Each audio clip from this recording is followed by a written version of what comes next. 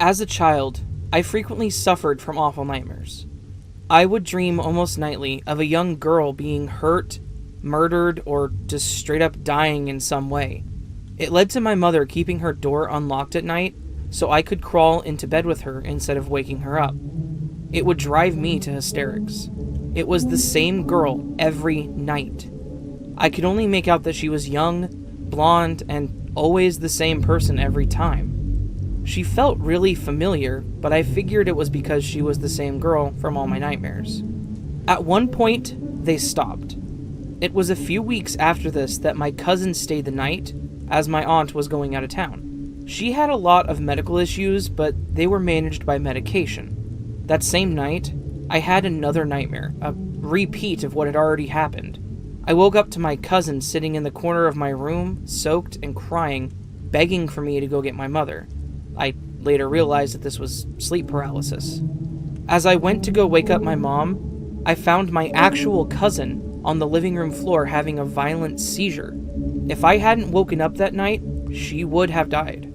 She had fallen on our hardwood and got a head injury from the bang. It was fixable, but wouldn't have been if I hadn't caught her then. It was in the hospital that I noticed my cousin looked similar to the girl that I always dreamt about. I can't pinpoint if it was really her in my dreams. The dreams were always fairly blurry, but I didn't have one again after that. Personally, I believe some sort of angel or ghost gave me a premonition that saved her life.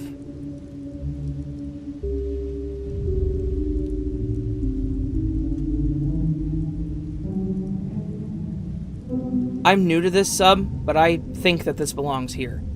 A few nights ago, as I was getting my 2.5-year-old ready for bed, she started saying really strange things. It started with her talking about her other daddy, or sometimes her old dad. I kind of played along for a minute, but that's when it got creepy. She kept saying that she was a bad baby. We told her, no, you're a good girl. And then she said, no, I'm bad. Bad babies start fires. That was when I stopped playing along, as I actually had a house burned down when I was a teenager, so I don't play when it comes to fire. I was just wondering if anybody else had a child say something like this, and what would the proper response be? We just told her she's not a bad girl, and that she's actually a very good girl and very smart, and that fires are very dangerous and could hurt people. Also, that she only has one dad, and that's me. She hasn't said anything else like this since.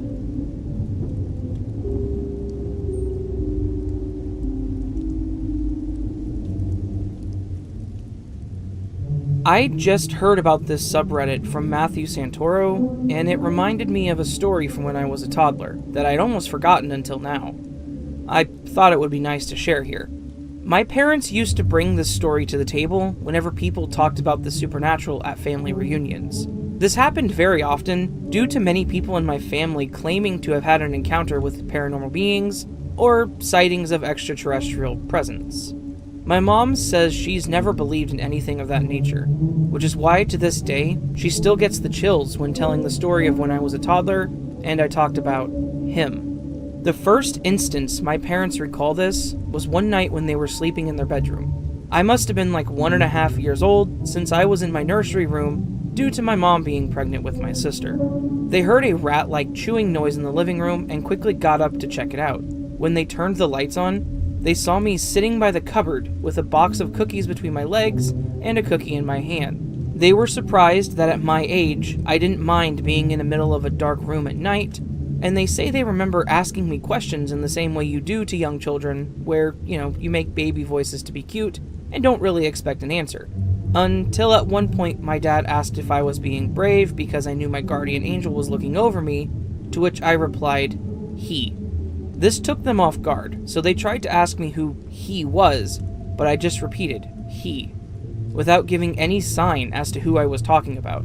According to my mom, since there was nobody else in the house, they both assumed I was talking about an imaginary friend, and they let it go. The second instance, which is when my mom started to really get creeped out, was weeks after this incident. They realized they had to keep cookies, candies, etc. in the upper cabinets out of my reach. Now, I've loved cookies since forever, but I never threw a tantrum for not getting them, even when they were in sight.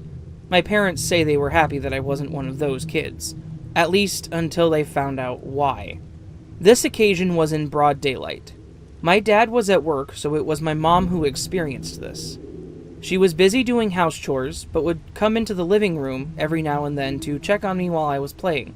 She says that from the other rooms, she would hear me babble as if I were talking to someone, but that when she went into the living room, I would go silent. She assumed I was just babbling nonsense, so she'd go back to do laundry or wash dishes or whatnot, knowing that as long as she could hear me, I wasn't up to something. This was until one time I stopped talking while she was gone, and she says that for a moment she didn't realize I was quiet, and by the time she did, she came to check on me. I already had a cookie in my hand. She remembers searching around the room to see if I could have somehow made a ladder out of the drawers, or picked up a leftover cookie from somewhere, but everything in the room was clean and orderly. She still doesn't know how I could have possibly have gotten that cookie, if not by some paranormal activity. Eventually, she asked me how I got the cookie, and all I said was, he. This strange situation of me getting cookies out of nowhere happened a few other times in the next couple weeks, but now other people were home. In essence, my grandparents, uncles, cousins, etc. Which, to me, added to the credibility of my parents' story, since those relatives actually confirmed that no one ever gave me the cookie because my parents had told them not to, and that they could have sworn they never saw me go anywhere near the cupboard to get them myself, or else they would have tried to have stopped me. My dad says he even started to believe I was hiding a few cookies somewhere I could reach so that I wouldn't have to wait for them to give me one, but now says he doesn't truly believe I could have plotted that at such an age. Either way, they found the whole thing creepy, and my dad decided to stop buying cookies altogether, which seemed to work for a while. The next, and allegedly also the last, time it happened was weeks before my sister was born, at least 3 months after the first incident. This is also the creepiest event from my mom. She says that she was just relaxing on the couch, watching TV while I played on the ground with the toy that I had gotten for Christmas, until eventually I said, hungry. She used to have a schedule for when I was supposed to eat, so she told me I had to wait, and vividly remembers that I scowled, turned around angrily, babbled something, and then she heard someone whisper, cookie. I swear I see her shudder every time she says this part, so I can tell that she really believes that she heard it. Now, as I said before, she's not a superstitious woman, and still says she's unconvinced about the paranormal, but she says at the time she just wanted to be safe, so she told my dad to buy cookies again. They say that afterwards, it never happened again, and they never found me with a cookie they didn't give me themselves, and I never mentioned him again. But they both still find it creepy, and can't explain what happened during that time. My dad says that since whoever he was never did anything malicious to me or them, maybe it was a guardian angel of sorts. Or at least he prefers to believe that over any other alternative.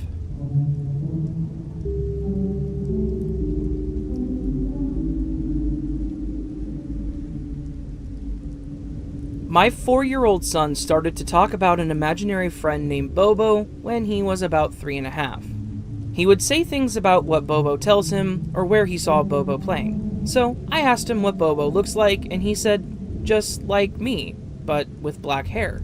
My son is a blonde. Bobo started to become a more frequent topic. He would say things like, Bobo was at the door, let him in. To which my husband opened the door and said, oh, come on in, Bobo. We would all laugh. Recently, about 2 months ago, my son told me that Bobo looks different. He has alligator teeth and skin. He keeps talking about the things Bobo does and will say, Bobo is at the door. Then one day he goes, Bobo has a friend. I asked him what Bobo's friend's name was, and he said, his name is Bobo too. We also moved recently, and for the first 2 weeks or so, he would say, the Bobos don't know where I live. Then the week he stopped mid-play and goes, do you hear that? I need to get the door. The Bobos are here. He runs to the door and opens it, then counts to 16 and says, wow, 16 Bobos. Now he's making a picture with glitter glue for his friends. Why do they have to have such a creepy name?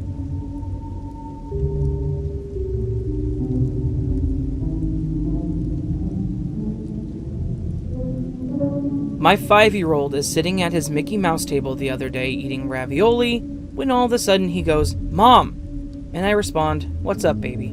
He keeps his chin tilted down just a little, looks up with just his eyeballs, grins, and in the creepiest monotone voice he sings, tell me you're sick. tell me your sins." Then he smiles like the Joker, does his own little laugh, and keeps eating his ravioli like that wasn't weird or anything.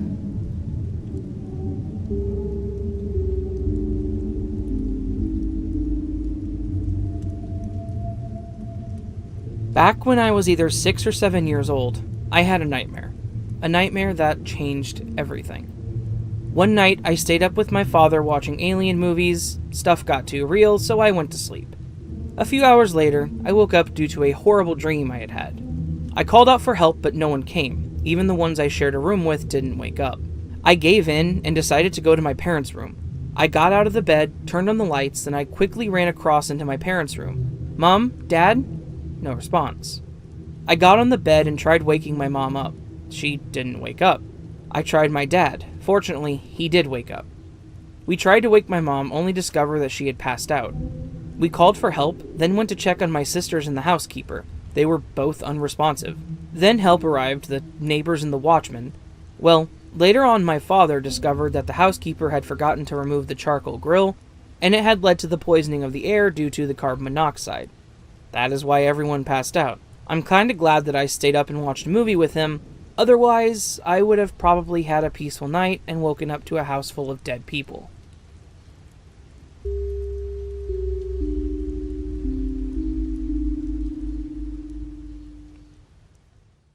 A few years back, when my son was 4 and my daughter was 2, my son went through a phase where he'd claim his great-great-grandfather would come to visit him.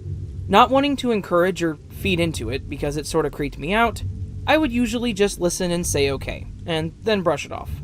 Finally, one day, I asked a few questions.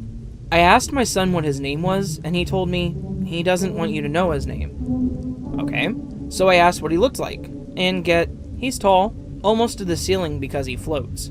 And he talks, but not with his mouth. That night, we're all 3 in the living room, and he brings him up again. Almost exasperated, trying not to be freaked the hell out, I say, "Okay, well, where is he now?" Both kids simultaneously focus on one point on the ceiling way across the room, proceed to follow it with their eyes until they finally land right next to me on my couch, and my son tells me, "He's right next to you, Mommy." Fast forward about 6 months, and we are eating dinner, just the 3 of us, and my back is to our open laundry room door.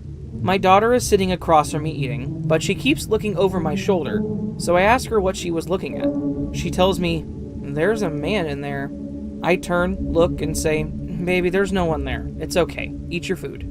She says, "Okay," and goes back to eating. Looks back up, covers her eyes, peeks through, and tells me, "But I see him."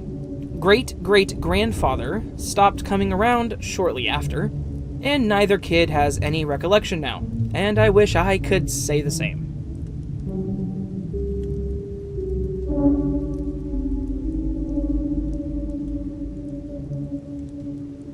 I told my 5-year-old daughter some lame knock-knock jokes, as she decided that she would tell me some jokes. There were the standard child nonsense jokes. Why did the elephant sit on the baby? To do wheeze on it. Then she asked, "What did the dead lady say?" I asked what, and she replied in a loud sing-song voice, "Where is my baby?" I didn't think that one was very funny.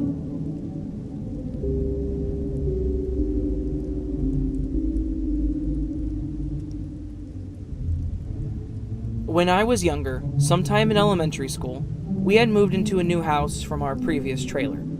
I was a scaredy cat as a kid, and have memories of being scared and having nightmares in the trailer, but nothing like what I experienced in the new house.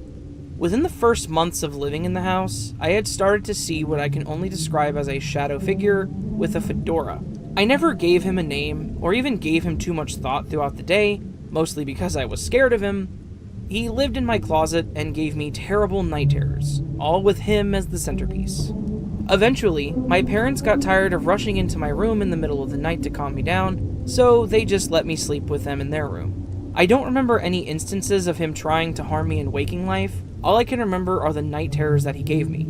There's one in particular that I still remember in vivid detail today. To understand the dream, here's a little context. I live in Texas, and my grandmother's house at the time had woods next to it with very big trees.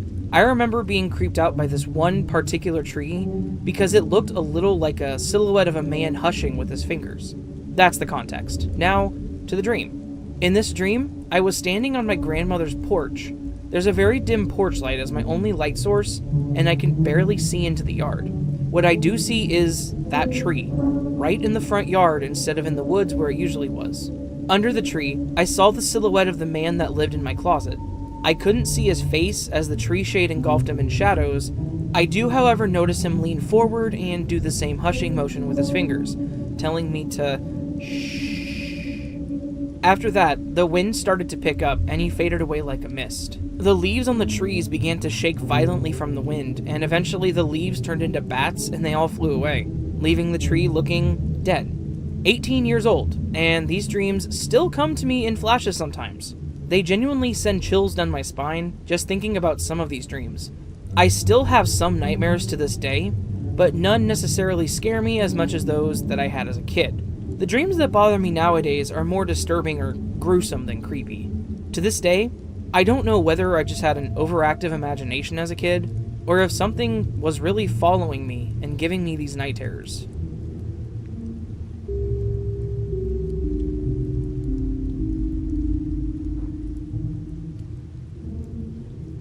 This happened sometime in December. It was already dark outside, and I was waiting for my boyfriend inside of a bank where there weren't too many people standing. It was in the area that wasn't inside where all the people were, just the ATMs. I just got off the phone with my boyfriend, who was on his way, when I noticed this guy standing at the far side of the little ATM area that I was waiting. And he kept inching closer and pacing. He started to get an awkward distance that wasn't too close, but close enough for me to feel uncomfortable. So after a few moments, he walks up to me and says, "Excuse me, I think my life is in danger. Can you call the police?" Red flags were raising already, because there's a security guard in the bank. Wouldn't he want to talk to the security guard then? Why did he wait so long? And why was he acting so shady? So I backed up and shook my head. "What do you mean? I can get the security guard. You want me to get the security guard?" He shook his head and insisted that I called the police. So I asked him one more time. "Are you sure you want the police? How about an ambulance? Let me talk to the security guard." And he goes, No. I'm actually homeless. Can I just have $5 or $20? I told him I didn't carry any money, and to be honest, that I'm a broke student. He backed off and left the bank. I called a friend on video chat to have someone with me, and told him what happened. More people came into the bank, and that same guy came back and watched me. I'm pretty sure he was inching closer again. Part of me thinks he was going to snatch my phone the moment I took it out to call for help. I don't know. Thankfully, my boyfriend got there, and we left the bank.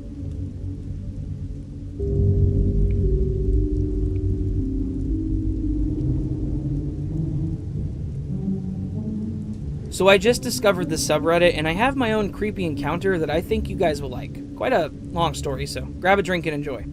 I used to deliver pizza for a pizzeria in Cape Town, South Africa, when I was in university to make some extra cash. I used to deliver to the same house quite often. Incidentally, this place is quite close to where I lived at the time.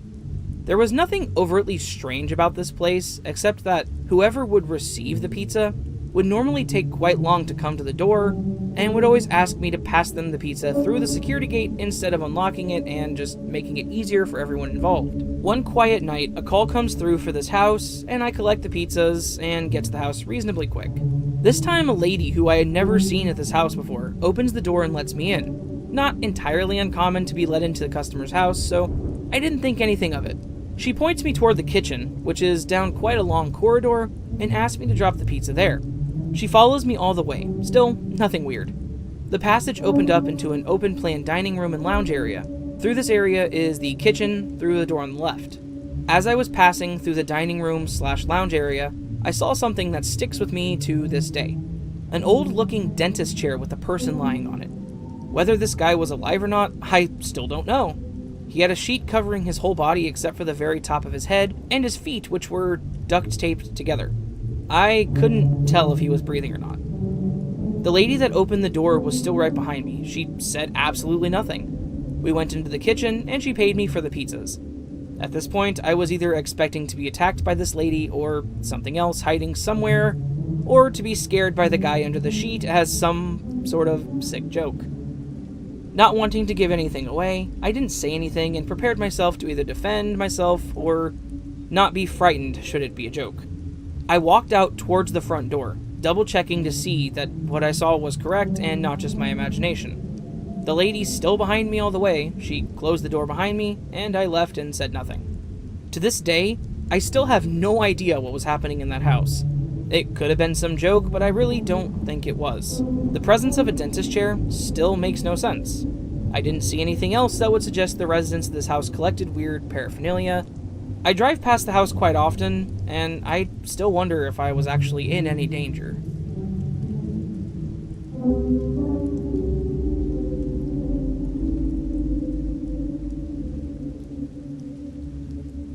So this was a couple months ago, and it definitely scared me. I was leaving the courthouse and I didn't have a ride at the moment, so I had to walk. My house really isn't that far. The person who was supposed to give me a ride was busy, and that's why. Well, I'm walking, and these two guys that I saw earlier in court, I was actually in the court elevator with them and they didn't talk to me, were headed the same direction as me, and they spotted me and yelled, "Oh, you're walking alone? Why are you all alone?" They were like maybe 20 feet away from me. I just ignored and kept walking. Those two guys then walked into the Burger King, so yeah, I'm walking and crossing the street like almost on my block, and then I hear a guy yell from across the street. He says, "Hey, how you doing?" Like, really? You're across the street. How would you hear me if I answered? I ignored, because obviously he wouldn't hear what I said anyways, and I don't know him. I'm walking still, and I see that he's crossing the street, and I'm just like, okay, yeah, I gotta go somewhere safe. I walk toward the Dollar General, and I'm crossing the parking lot, and I look behind me to see if he's behind me. And, yep, he's following me. So, screw this. I walk into Dollar General and pretend like I'm shopping. I'm picking up random stuff to look busy, and guess what? He walked past the aisle I was at, and he looked at me, then kept going. And he didn't even say anything. So I decide to stay in the store until my ride is available. I'm in the store for half an hour, walking around, and I don't see the guy anymore, but I didn't want to walk out and be ambushed. You know what I mean? He could have been waiting and hiding, just wanting to follow me home, and I don't need this guy to know where I live. So my ride finally responds, and I get picked up and told him what happened. And he says, of course, they probably thought you were a hooker. I never have walked alone. I haven't walked alone since I was in school, and no one ever followed me.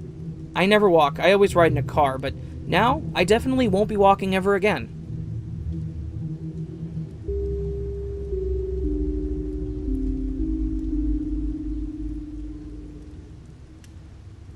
This happened like a week or two ago to me and my family. We are fairly new to where we are currently living, so my dad decided to take us on a walk to a park that's near his workplace, which is in the city. We get there, pay for parking, park, and just walk around for a while. To get in and out of the park to the place we parked, we had to walk through a tunnel. Walking into the park through the tunnel was fine, but not so much when we wanted to head out. At the end of our walk, when we were approaching the tunnel, I saw a figure pacing back and forth in the entrance. When I got closer, I was slightly ahead of the rest of the family. The figure was completely dressed in black and nervously looking up and down at us. When we all got close enough, the person dropped down and started screaming stuff like, "I need blood, I'm coughing up blood," or "Satan, Satan," over and over again. Naturally, we got out of there and went to the museum type thing near the tunnel to report what happened to a worker there. My dad described it as they were either having a psychotic breakdown or a really bad trip. We still don't know what happened or why they were acting like that, but it put me off for a long while.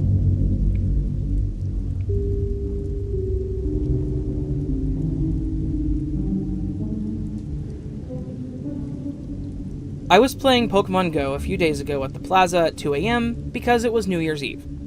Everything was pretty normal, and I thought that it was safe.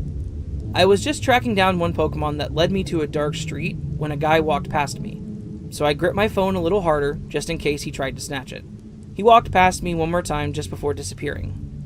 20 minutes later, I'm sitting on a plaza bench when I feel someone staring at me, an ability I developed from being exposed to provoking gangs by accident. My first instinct was to, again, grip my phone a little harder. Surprised, the same guy sitting ways across from me staring. I pretend to look content with what I had found there, and decided to leave. Another hour later, walking around the plaza still, when I heard extra footsteps behind me. The same guy.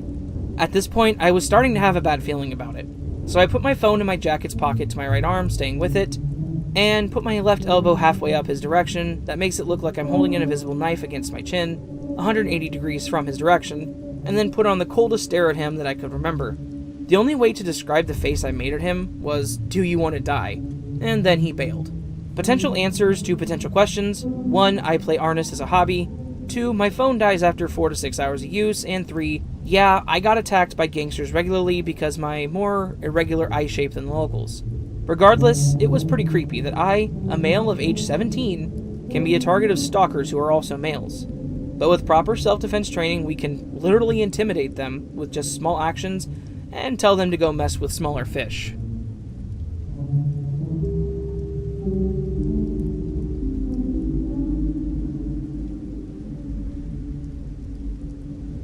Coming up to Christmas has reminded me of something that happened a few years back. My family and my in-laws were enjoying Christmas at our house. It was evening, so with the kids there were 6 of us. I came out of the downstairs toilet, and out of the corner of my eye, I saw someone at the top of the stairs. I assumed someone else had needed the toilet and couldn't wait until I had finished. I walked past the kitchen, seeing my wife getting snacks. Then I go to the living room, and everyone else was there. There is only one way to get to the living room, and nobody had passed me, so who was that at the top of the stairs? I did go back and look up the stairs, but there was no one there. I'd like to say I rushed up and checked each room, but I didn't.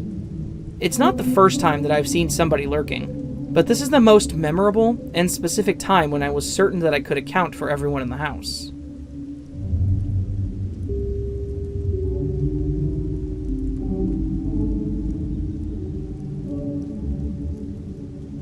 I've shared my experience somewhere else, but I decided to share it here too. Before me and my family moved to a newly built house, we used to live in a 25-year-old house, maybe older. I had 15 years of childhood memories there, some normal and some are scary. I'd seen a shadow on the wall move towards the kitchen when I was a kid, no windows in there and completely impossible for car lights to cast someone's shadow on the wall from the nearest window, which was in another room. Then my keychain, which was a plastic skull thing, which I had a button and if you press it, it would play a laughing sound, was turned on for no apparent reason. The keychain was on the fridge. I thought my brothers were messing with me, but it was 2 a.m. and there was no one else there. And my mom usually saw people moving out of the door, and she said she saw my father or brother going out, but when she asked them, they said they weren't home at that time. And as a kid, I was afraid to go into the yard at night. I always felt as if something was chasing me there. Maybe normal childhood stuff. We renovated the house later. The number of strange things were reduced, but never really ended. My mom used to have bad dreams about the people she knew, and all of them would turn true after a couple days or on that same day. I used to hear a glass closet door being shut. My father built a closet with a glass door, but he removed it after a few months and made it a normal wooden door. So I heard the sounds when there was no glass door anymore, and the sounds came exactly from the bedroom where it used to be. I always had nightmares of being in a dark place with everything in slow motion. I rarely saw the dream when I got older, but I saw it once days before going to the new house. And once a piece of bread and salt was found out of nowhere on our rooftop. There was no way someone could have thrown it up there because it was a 3-story house, and in my country's culture, it is believed that bread and salt is a tool of witchcraft. So fast forward, the other 2 freaky things happened to me was that one night I heard screams from outside, which could have been my imagination. But the second one was not my imagination. I was on the 2nd floor alone watching TV around 3 p.m. I was 15 at the time, when I heard a demonic laughter coming out of the bedroom. I immediately ran downstairs and waited until my parents returned. I never told them because I was too scared to talk about it with anyone, and I thought if I didn't tell anyone, it would never happen again.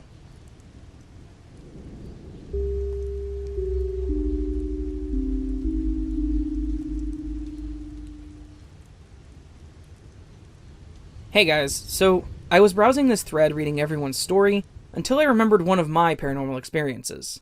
It was a few years ago when I was in high school. I was visiting my godmother. Her lungs were in a really bad state. She was sick all the time and had pneumonia after pneumonia. We were in bed that night watching TV before going to sleep. She had a fairly large bed and I was sleeping next to her because she was sick, so I could be there if she needed anything. We turned off the TV and went to sleep. All of a sudden, I awoke and was overcome with dread.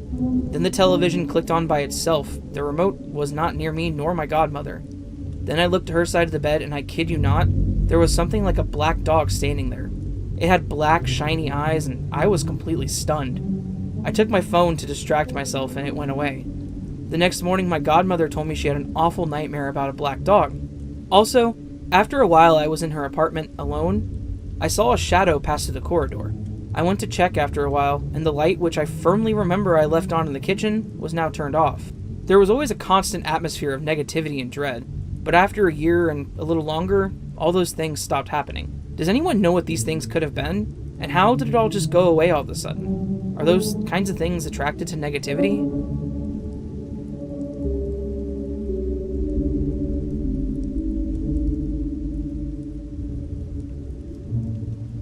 So this all happened a year or so ago, kind of a classic little ghost story type thing, but it freaked me out.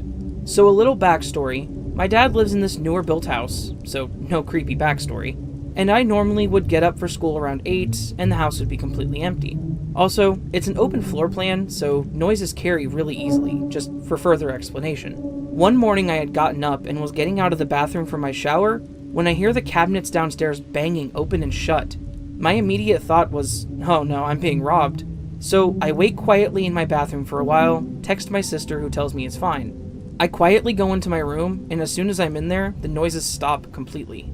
I called my dad next, who convinces me that I probably just imagined it, so I get dressed very quickly and head downstairs. Everything is fine, doors are locked, nothing missing, but I have this creepy feeling like something is behind me looking at me, so I booked it out of there. When I get back home and tell my sister about it, she tells me that it's fine, and that there's a ghost, but that he's nice, and he watches her sleep, but it doesn't bother her. I've had a few weird incidents like this in the house, like footsteps on the stairs, but that was the first time it was something so noticeable and freaky. Also, my friend that I've left at the house to run errands and such have said other weird things to me like that. A few even refuse to stay at the house alone because they feel a weird energy. I know most of the stories on here have a lot more intense visuals and such, but to me, this was enough to send me running. Anyway, since there's no creepy history and the only other thing that happened around this time was a bout of serious bad luck type of events, should I be convinced that this is all settled? Again, no experience with otherworldly things, just wondering if ghosts or whatever it could be, go away on their own.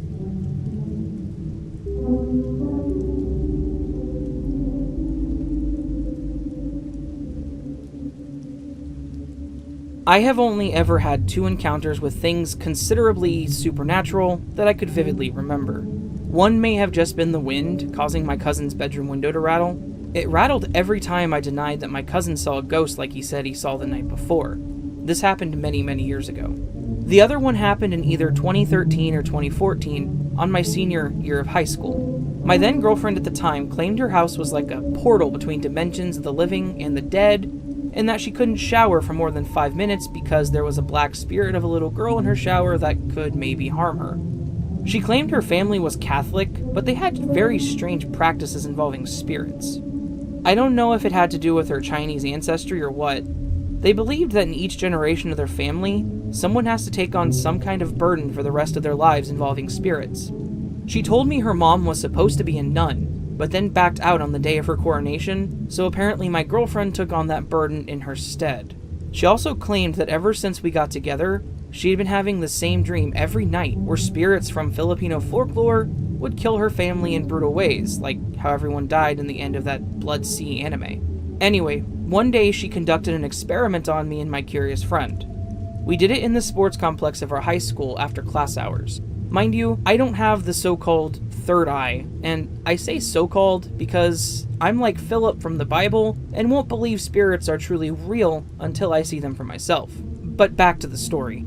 My friend and I were extremely curious to witness some paranormal phenomenon, so she gathered us and had the 3 of us Indians sit in a triangle formation facing each other on the ground. Me and my friend took turns. I went first. I had to cover my ears with my hands and shut my eyes without peeking or opening them until told. I had to listen to the silence to hear them as instructed. She told me to stop listening and opening my eyes if I felt like a presence was getting too close to me. After a few seconds of focusing and trying to ignore sounds from the environment, I pick up on what sounds like 2 grown males, maybe between the ages of 30 to 40, having a conversation. Get this, it was in Latin. Priests, maybe?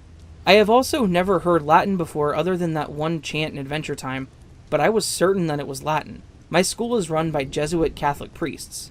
Not sure how old my school is exactly, but maybe it's old enough, like other schools in the Philippines, where there used to be priests, nuns, and friars running the school, and now their souls still linger.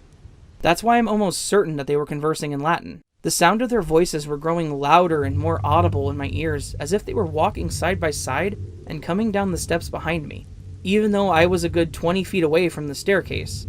My girlfriend tried to wake me and get me to stop, but I wanted to keep listening. I was so intrigued. When their voices got so close that they sounded like they were speaking in full volume next to my ear, she grabbed hold of my arm, and that's when I opened my eyes. My friend went next, and I observed him, his facial expression showing the same level of intrigue as mine. Afterwards, he said he heard a little girl crying distantly. My girlfriend told me when we were done that had I not opened my eyes a second sooner, one of the spirits could have entered my body. I still think about this to this day, and I know it would be best to keep away from that and all that. The topic of the supernatural always tickles my curious pickle. Though, people I know who claim to see and hear say they wish they could just be normal like everyone else. So if it is real, I'll just continue to ponder and keep my pickle on the safe side.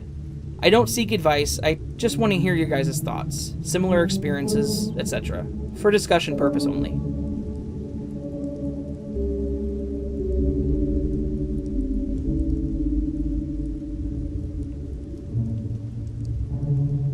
I'm hoping this reaches someone with some possible insight. I keep going deaf, in one ear or the other. The fact that it's happening 1 year at a time and that it swaps ears makes me think it's not a medical issue. I used to go to the doctors with it, and they would just tell me it was wax buildup, and to use drops or the syringe things I think it is.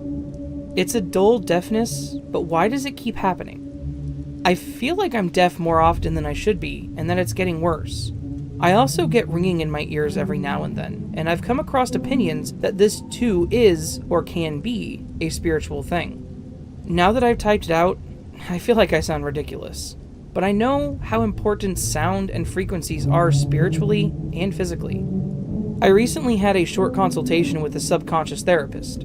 I asked him about it, and he said that I could be being blocked by my guides from awakening because I'm not ready. That they could be doing it as a protection. I wouldn't even have been prompted to post until last night. Last night, I put on some binary meditation music and fell asleep. I was woken up by what I felt like to be a punch to my left eye. What is going on? It made me jump out of my sleep, obviously. The music was still on, and it sounded scary and unpleasant, so I turned it off. As soon as I woke up, there wasn't pain, so it wasn't like I had actually been punched. I'm fully aware that this sounds stupid, and I'm tempted to not post it, but on the off chance that someone could shed any light...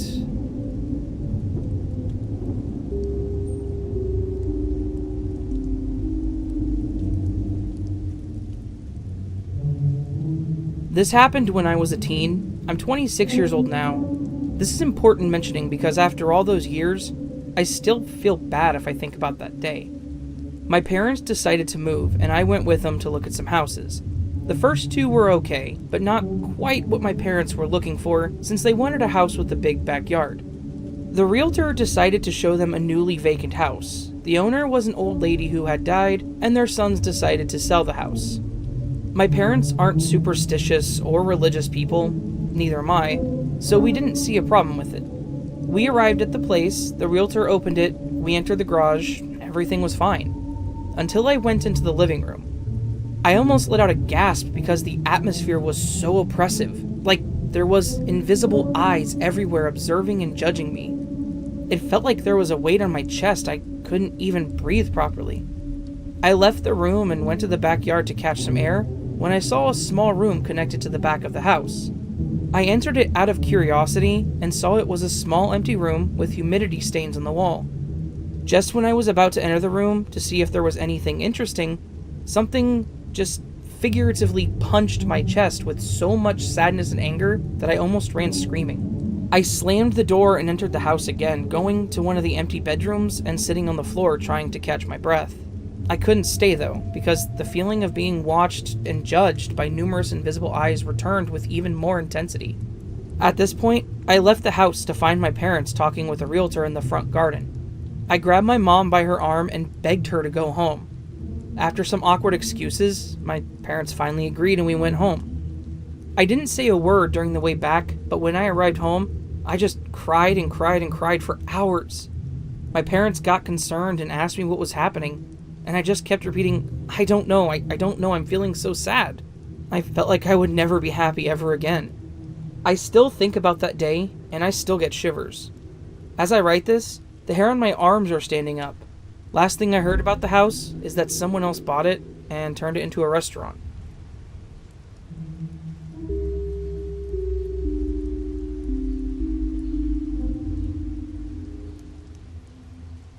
Hello Reddit, greetings from Italy. Here I have a story that I want to share, to see if anyone has experienced something similar, or to find some explanations.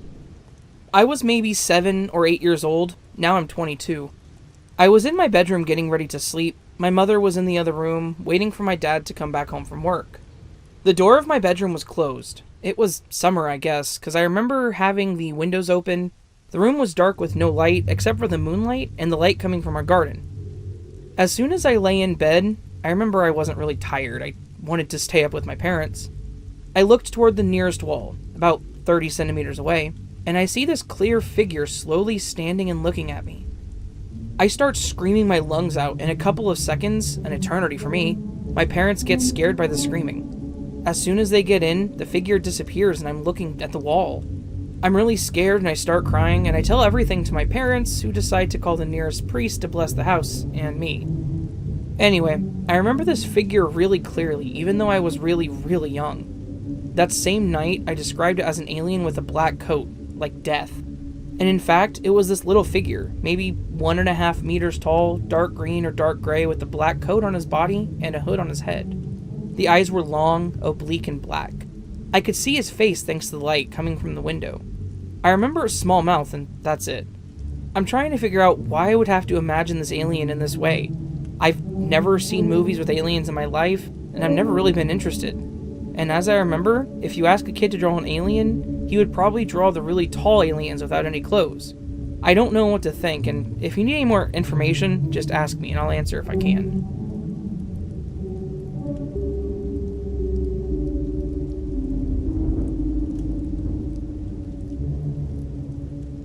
This was last night. I was sleeping and I woke up at 3 a.m. and then saw it. I really don't know what else to call it, but it was blank, like black, and it was tall. I've seen this thing in my dreams before, but it looked the same in what I would call sleep paralysis. And maybe it was a demon. I may never want to know what it was to keep my sanity on its feet, but I could move, and this was in no way a dream. So it was sitting at the edge of my bed, and it turned around. Its eyes terrified me. What was in them was everything wrong with the world. I could see its plain purple eyes, yet at the same time there was this illusion. Like I could see suicide, murder, war, religion. Basically everything I could see in its eyes was bad or evil or related to death. When it stood up, it was at least 7.9 feet tall or taller. It had to duck its head into my room. Honestly, it looked like me, but older and more like the me that I keep hidden, the evil part of me. Every time I see it, it says succumb, but I know this wasn't a dream because I threw a picture in a frame at it, and my room went full on black for a moment, like I couldn't see anything but those dreadful eyes. It turned around, and I know it turned around because it's not hard to tell when someone turns around just by watching their eyes, and in my dreams it tells me the future. I know all this sounds crazy, but just bear with me and tell me if you have seen this man. But every time I try to take a picture of him, it just comes out blurry.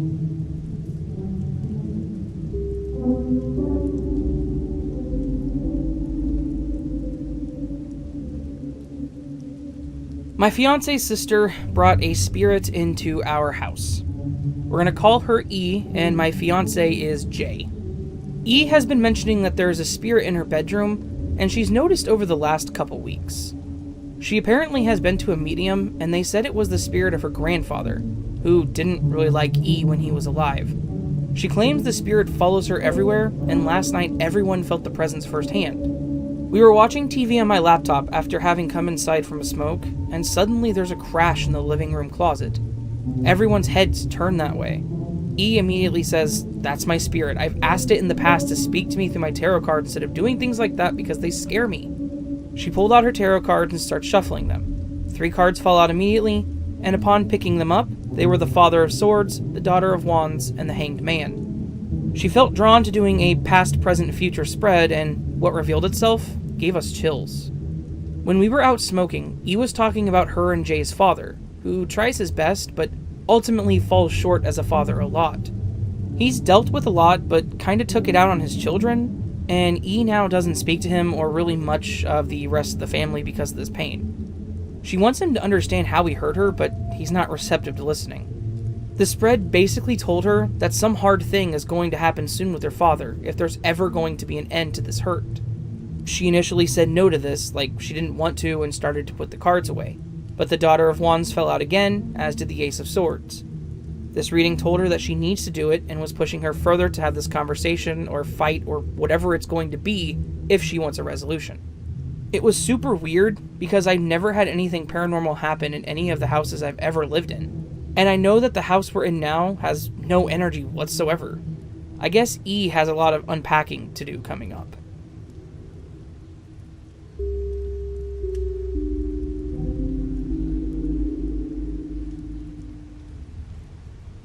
I used to be naively helpful to all sorts of strangers, and often picked up hitchhikers, solos and in groups, and got them where they needed to go. When I was 19, I had moved to Huntington, a college town in West Virginia, and I worked at a popular bar. My shifts would start around 9 p.m. and end around 2 a.m. I didn't know anybody in this town, or state even, and I had been there on my own for only a month or so. On one of these nights, one of the customers had taken an interest in conversing with me while I was working my shift. Me, being a good employee, conversed pleasantly back. He was in his 30s or 40s, buzzed white hair with a group of older guys, all of them tattooed and with leather jackets. Nothing against leather or tattoos. I have and wear both of them, just giving visual detail. He had been there going back and forth between them at their table and me at the bar, pretty much talking to me nonstop for a good couple of hours. Around 1:30 a.m., he mentions he doesn't know where his friends went. I look up, oblivious, and see the whole bar had virtually cleared out. He was right. Not one of his buddies was in sight. He says they must have all gotten drunk and forgot about him, leaving him there. The man was clearly bummed and concerned because, as he tells me, he lives almost an hour away from here and has no way of getting home now. And it's the middle of winter, so it's snowing pretty hard. He spends the next few minutes on the phone, calling different friends that were at the bar with him, but nobody answers. Now, he's clearly screwed. I can't leave him in the bar, I can't in good conscience leave the man out in the snow, so now I gotta drive this stranger home in a place I'm unfamiliar with, in conditions I've never really driven in before. There was no snow in my home state. I tell him, don't worry, when I finish cleaning the bar and closing up, I'll take him home. And I do. We get in the car, and he gives me directions as we go. We're talking casually like we had been, just superficial conversation, nothing even hinting at sexual or flirty. I'm not really a flirty person, so I'm positive there was no misunderstanding here. Keep in mind, it's like 2 in the morning. No one knows where I am, or that I'm with this rando, and it's snowing heavily. As we're chatting, suddenly I feel his hand on the back of my neck. It was such an unpleasant feeling. I remember his fingers swirling in the little hairs at the bottom of my hairline, which were too short to make it into the ponytail. Ugh, I scrunched my neck and just calmly said, "I have a knife," as I kept looking forward driving. The swirling ceased, but the hand lingered on my skin. Again, calmly but more firmly, I said, "I have a knife." He removed his hand and we kept driving. I figured whatever that was is handled, and we get back to our conversation. Minutes later, I feel his hand fully against the back of my neck, his fingers wrapped gently around its curve.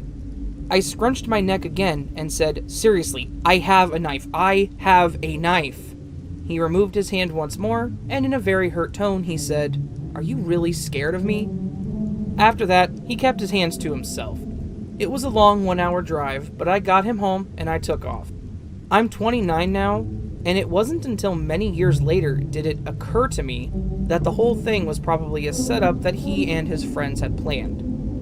They probably left him stranded so that the chick he's been talking to all night will have to take him home, opening the door for sex, consensual or maybe even not. Moral of the story: don't let people you don't know in your car, and also carry a knife.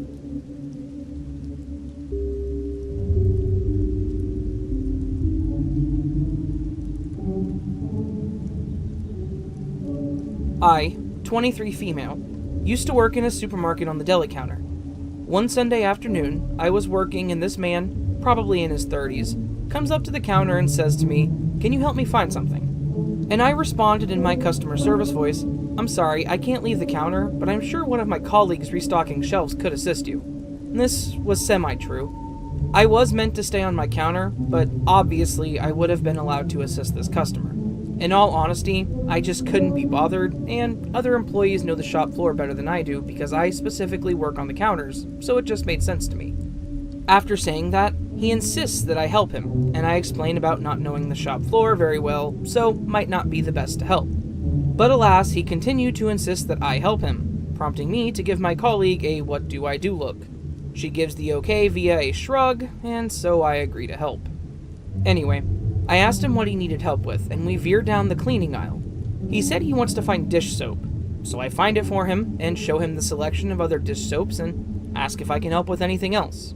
He says he needed a specific type of dish soap, but was being very vague and wouldn't give any details about the soap apart from its plain packaging, which most of them are.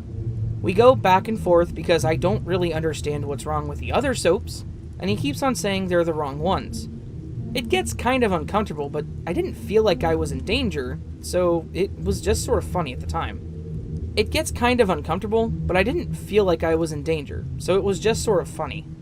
So I show him the hand soaps and ask him if that's closer to what he wanted, and he says that's still not it.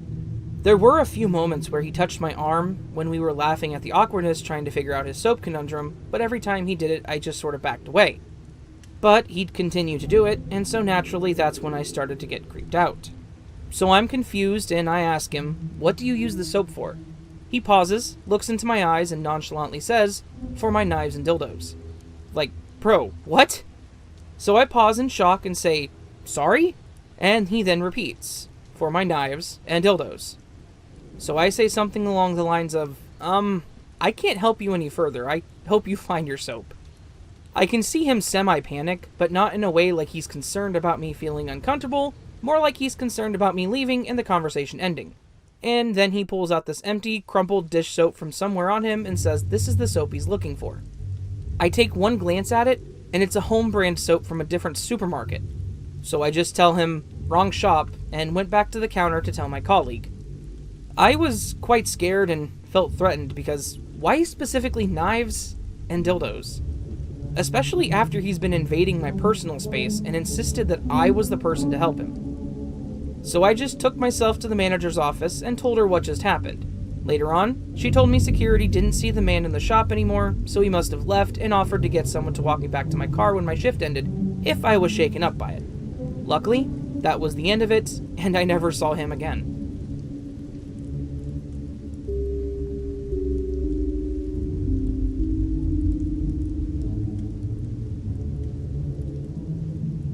I was vacuuming my house at 9:30 p.m. with my music playing when I got a knock on the door. My boyfriend was at work, and I was not expecting company, especially so late at night. I turned my music down and realized the door is not locked. Instantly, I'm terrified. I'm only 4'10", so I had to prop myself up to the wall to look through the peephole and carefully lock the door. More pounding. The man outside my door is no one that I recognize and looks disgruntled, dirty, and quite frightening. He was short and stocky, and he looked angry. He grew frustrated knowing that I had turned my music down, he heard me lock the door, and started calling out, "Ma'am," more knocking. "Excuse me, ma'am." How the hell did he know I was a woman? I look around the room and see my blinds were open. I realized he must have been watching me vacuum. Thankfully, my neighbors right across from me opened their door, and the husband said, "Excuse me, who are you and what are you doing?" Startled, the creep fumbles and says, good evening, sir. I was just going to offer my carpet cleaning services to her." The husband goes, "That's great. She doesn't want it. You need to leave, right now." The creep then left promptly. Afterwards, I called the police, my boyfriend, and closed up my blinds and texted the neighbors to thank them for scaring him away. I paid extra to live on the top floor, but it seems this creep was watching me from below.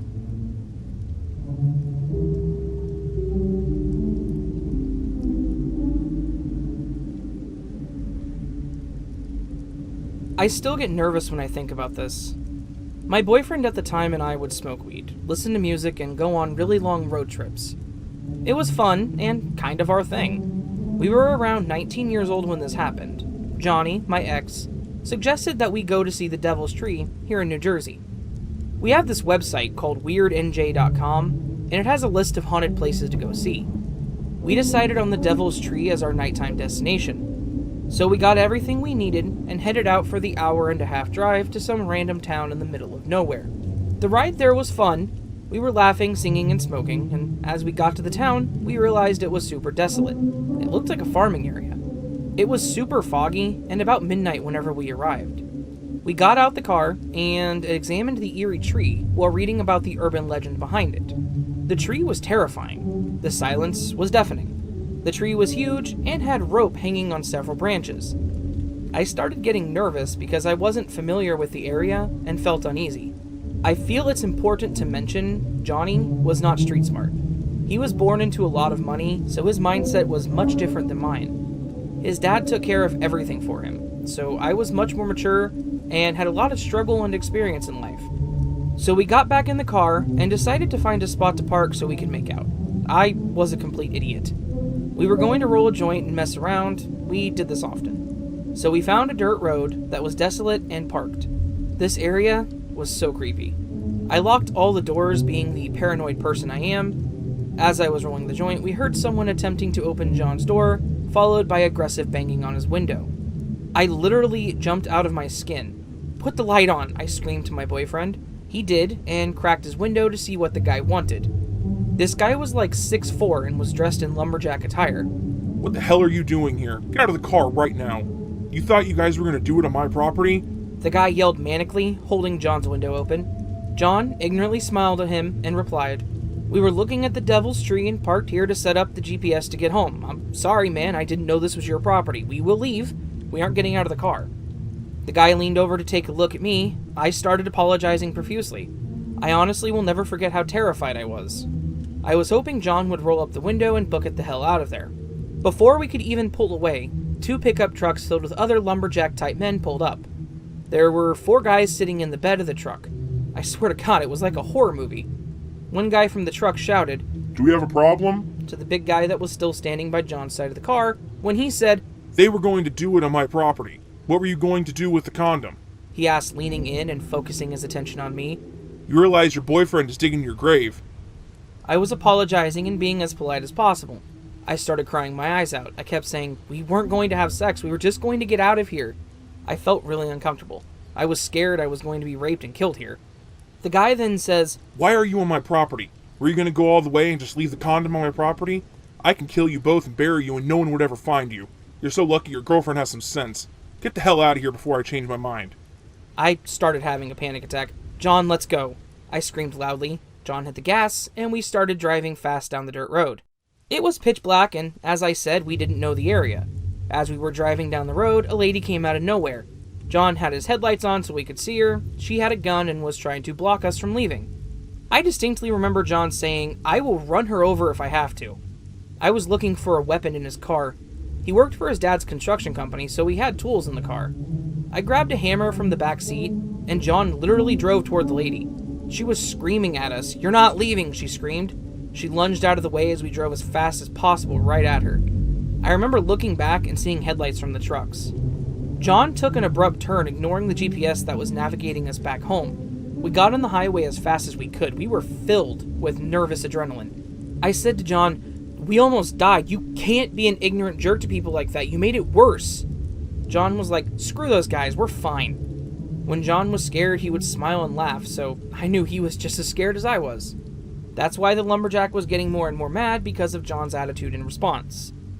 We drove back scared and relieved to be away from them. That guy made me feel so uncomfortable, asking weird sexual questions and looking at me like he wanted to eat me. It must have been a family that lived on that property, because the trucks pulled up so fast. We never went near that area again. We stopped going to weird New Jersey places, and I still get chills thinking about it.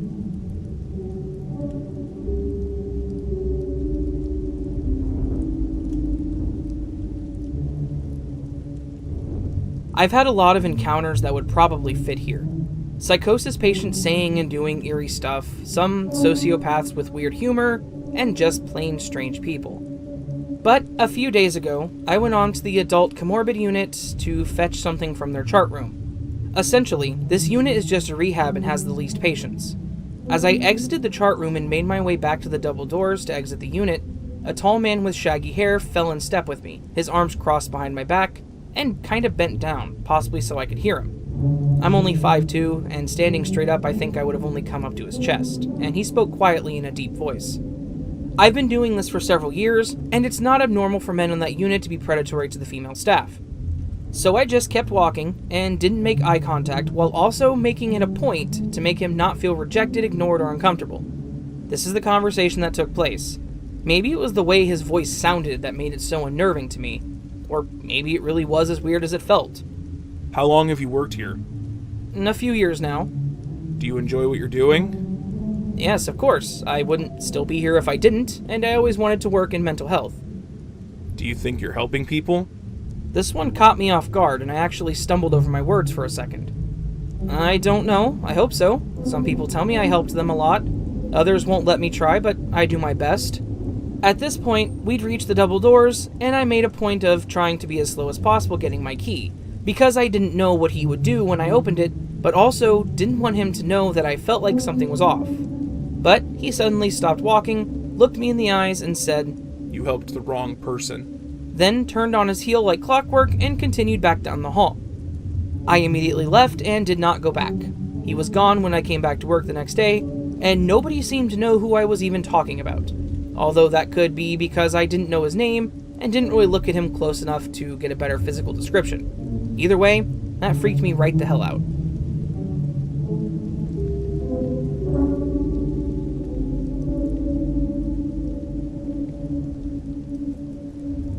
Four years ago, I was a 22-year-old female in Denmark living in a small apartment with my own entrance, that is, no stairways. The building was 2 stories high, 2 apartments, and 4 apartments in length. That is, 8 apartments in total, which all had their own entrance. I often noticed my upstairs neighbors coming and going because of the stairs to their terrace and entrance was right outside my window. 6 months prior to the event I'm about to tell about, the most horrendous guy, mid-30s, moved into the building opposite mine with his poor, non-trained Stafford Bull Terrier. He blighted all of his surroundings with his violent outbursts, his drug selling, and his ever-loose, biting dog. His dog did at one point bite mine totally unprovoked, so I was, to say the least, very afraid of this guy. Neither the housing association or the police would do anything, though numerous complaints were filed. One Thursday night, around 11 p.m., I was heading to bed. I heard a mild turmoil that sounded like people arguing. This was 6 months after the guy moved in, therefore this was nothing new, so I put in my earplugs and just forgot about it. Around 20 minutes later, I was woken up by a phone call. It was my friend, let's call her Kate. Kate lived a couple of apartments down from mine. "Do you hear that?" she said, worried. I pulled out my other earplug and noticed how the turmoil from before had gotten much louder, although it was actually hard to pinpoint exactly where the noise was coming from. "Yes," I answered. "What do you think it is?" Kate believed that she heard someone calling for help. "Should we call the police?" she asked me. I assured her that we should, of course, call the police if we heard cries for help. I guess Kate was afraid of the situation not being a real emergency and then wasting the police's time.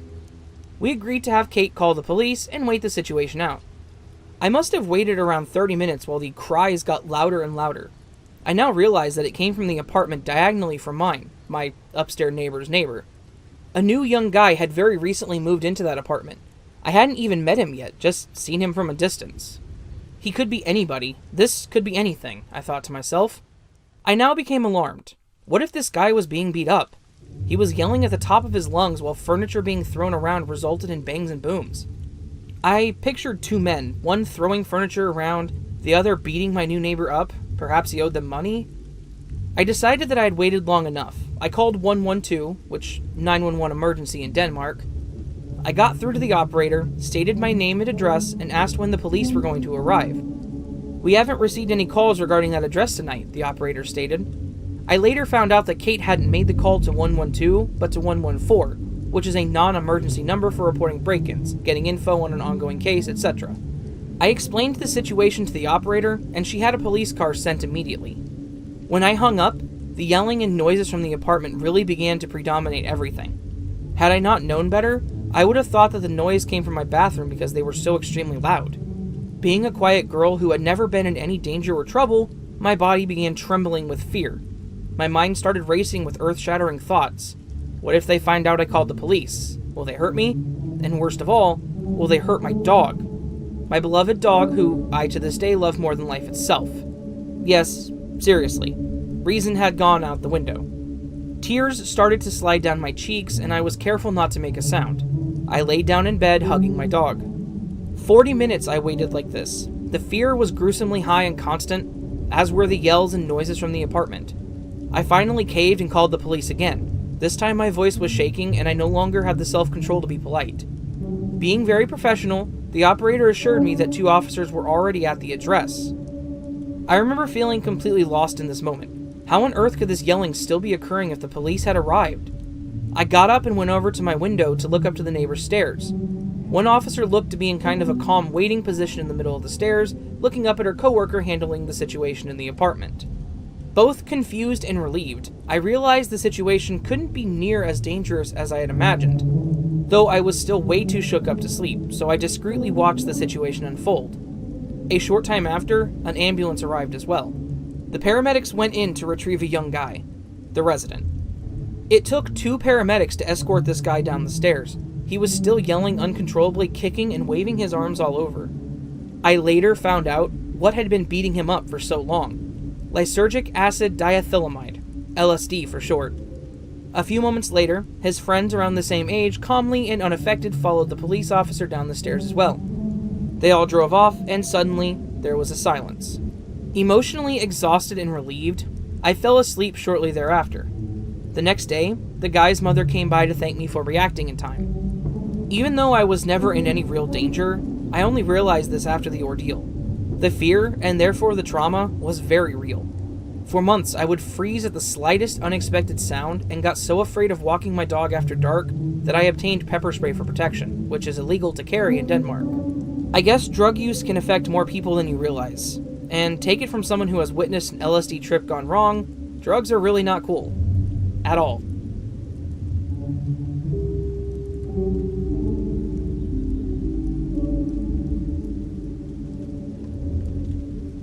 When I was in elementary school, I had a problem with this boy. We'll call him Curtis. So at the start of 3rd grade, Curtis joined my class, and immediately everybody could tell he was a little bit off. He would have meltdowns in class and throw things across the room, even biting others and threatening to kill our teacher. Even though Curtis was a little more than scary, I felt bad and would try to help him through his freakouts. I would talk to him and invite him to play during recess. This was the beginning of a huge mistake. After this, Curtis began to stalk me. I know it's funny to say a kid is stalking another kid, but that's exactly what it was. He would follow me home and show up at my family members' houses asking for me. He would write long stories about me and him having sex. He would pass them around the school, making sure everybody saw. The stories were extremely graphic. The school even had to get involved and advised him that if he didn't stop, they would need to contact his parents and the police. He didn't stop. And the school did not keep their word. He would chase me down and pin me to the ground and kiss me, lick my face, grope me, etc. He would tell me he loves me and that I'm going to have his babies. As we got older, he would bring a camera to school and take pictures of me. I would plead with him to stop and would tell teachers what he was doing. They would confiscate his camera, but always gave it back at the end of the day. He would even tell me that he printed the pictures out and touches himself to them, making sure to emphasize that he loved to end on my face. This lasted all the way until my very last year of middle school. I decided to go to a different school to get away from him. I had also moved and made great lengths to make sure he never found out where. I asked my family to take alternate ways home so he wouldn't see our car. I dropped off the face of the earth, essentially. Years go by, and I saw an old friend from middle school, and we started to catch up. Out of curiosity, I asked about Curtis, and I regret asking, more than anything. She looked shocked and was like, "You didn't hear? He kidnapped a 15-year-old and fled the state. Her parents are looking for her and he's wanted. Curtis would be about 19 to 20 at this time. I checked into the story when I got home, and sure enough, it was true. All during high school, he would find my social media accounts and attempt to contact me, but I blocked him every time. I can't help but think if I hadn't moved schools and changed my whole life around, could that have been me? Locked away in some van somewhere with Curtis? I got lucky. While I'm in intensive therapy for all things Curtis did to me, at least I'm not locked away, never to be seen again.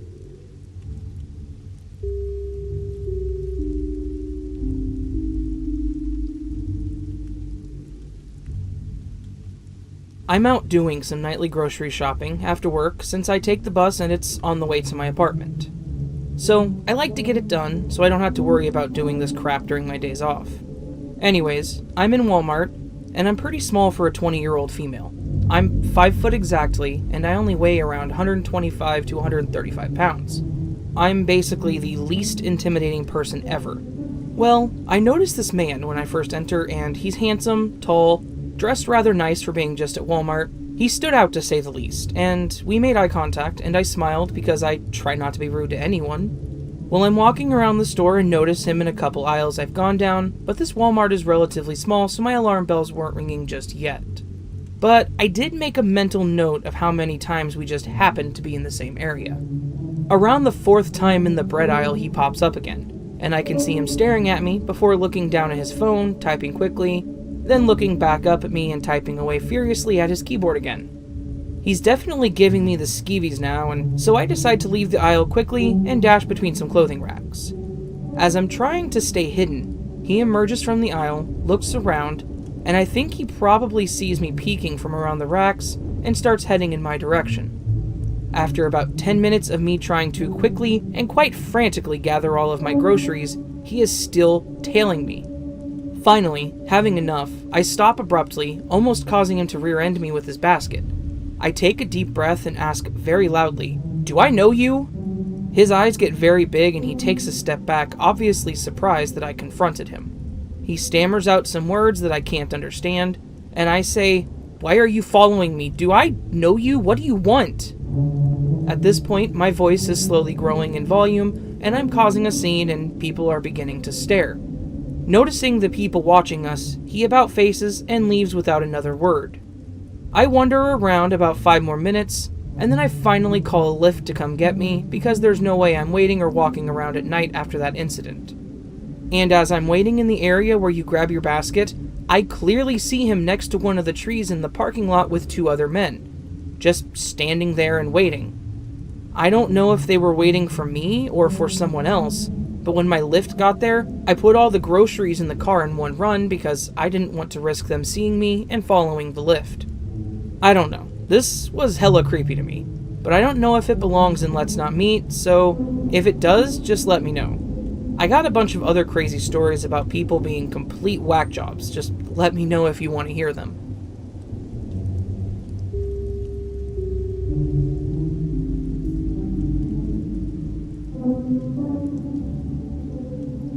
I go to Walmart around 7 a.m. Where I live, Walmarts are 24 hours, and I'm sure a lot of others are as well. It's not crowded, and I can get a spot right after the 4 handicap spots. I park and get my reusable bags out of my back seat. When I move to open my back door, there is a man sitting in this black Audi across the way from me, and he's staring at me. He has tinted windows, but I can still see him enough to know that he's looking at me. I was weirded out, but didn't really let it get to me. Maybe he liked what he saw. Anyway, I'm in Walmart for about 45 to 60 minutes. When I come out, this man has moved his car not to the parking spot in front of my car, but the one next to the person in front of me. I quickly shove my bags in my car, shut the door, and put my cart back. I get in my car and lock the doors. I'm hella freaked out, so I take my phone out of my purse and start taking photos, trying to get a picture of the license plate. As soon as I started to do that, he put his car in reverse and left fast. I don't know if it's a coincidence or not, but it left me uneasy for the rest of that day.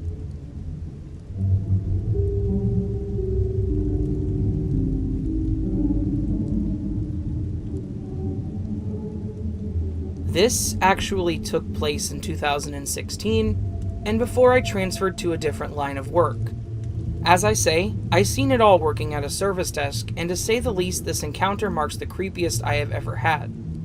This was around 2 weeks prior to Christmas, and one of my busiest times. Though, around 8 p.m. to 10 p.m., it slows down to a crawl at my desk. Between managing the phone and returns, I was a one-woman army at my desk, and I called the service desk my service desk around this time. And customers knew it too. I was not flexible on many rules or policies. Now, around 9:30 p.m., we get some people who come in. I get the occasional return, call for a cab for elderly people who have no cell phones, usual group at first, and then this one guy comes in. He was just odd. He was wearing what looked like an outfit from a disco movie. He walks up to the desk asking to use the courtesy phone, which we don't have one. We used to, but after some rather rude guy threw it causing a hole in the wall, we took the courtesy phone away. I told him no, and he asked me if I had a cell phone he could use. Nope, my cell phone is in my locker. He then asks for my phone number. I just stopped and stared. Huh? I was staring. I suddenly say, I'm married. No, you're not. You work here, he was laughing. You want to get coffee after your shift? I saw my CSM, customer service manager, walk up and tell him to leave me alone. I was relieved and did my returns to claims and food claims. By the time I got up there, my fiancé was coming in to pick up some supplies for dinner and to borrow some cash for soda. Disco Man was talking to my customer service manager, which was blocking the guy. I was informed that I was needed in self-checkout, which I leapt for. Of course, Disco Man was following me, and again asked me for my number. By now, my fiancé and his friend, who is my ex-boyfriend, although best friend to both of us, were both checking out. When Disco Guy didn't get my number, he moved on to the girl nearest me, another coworker, who was freaked out. Apparently, this guy was moving down the line to all the so-called single females. I was given the walkie and I called LP and then told them what was going on. As Disco Man went right back toward me, he was suddenly stopped by LP and an off-duty policeman. Finally, I was off and clocking out. Sure enough, my fiancé was told to wait by the electronics back door. LP was with him. We walked up front to see Disco Man yelling that I was a two-timing and that he would fight my fiancé. Disco Man was in handcuffs and basically being led out of the LP office. I asked in the car what was going on, and my fiancé just said, "It's best not to know." He later told me that in 2018, Disco Man was wanted for sexual assaults. And yes, Disco Man was creepy as hell. Who goes to Walmart to pick up chicks?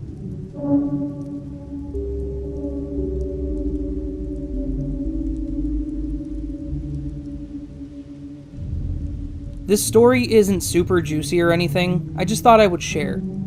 Years ago when I was a teenager, probably 15, I was staying at my aunt's house for a week during the summer to spend some time with my cousins since we didn't live in the same town.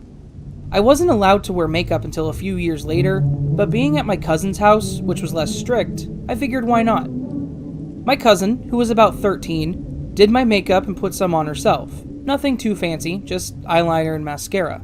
That day, we walked around the mall, just the two of us, feeling so grown up. After we were picked up, my aunt had taken us and my two other cousins, her brothers, to Walmart.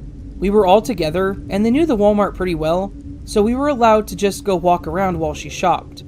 Not long after my aunt left, we noticed these two guys were following us around the store. They were well into their 20s, and they had no business talking to us. We kept trying to walk through the clothing to get away from them, but we never could. They would just follow close behind and basically catcall us. It's beyond me why we didn't go and tell an employee, but we were just nervous, I guess.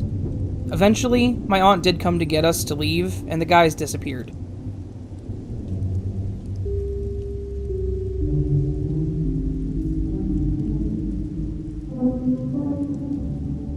I was walking around Wally World around 5 last night looking for dinner when I came across him. I first noticed him because the only thing he had in his cart were 6 family-sized bags of Takis.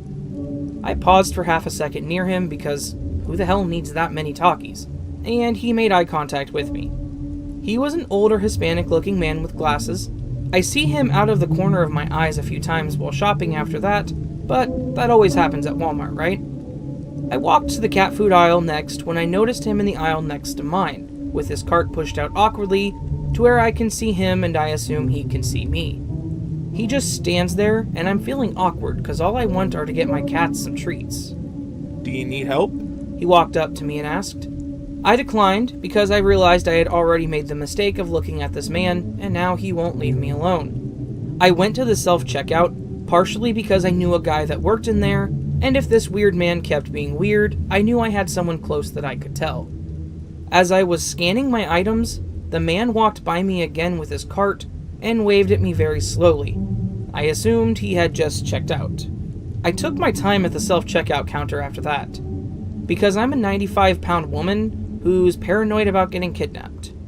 When I walked out to my car with my cart, there was an empty space next to the passenger side door, so that's where I parked my cart.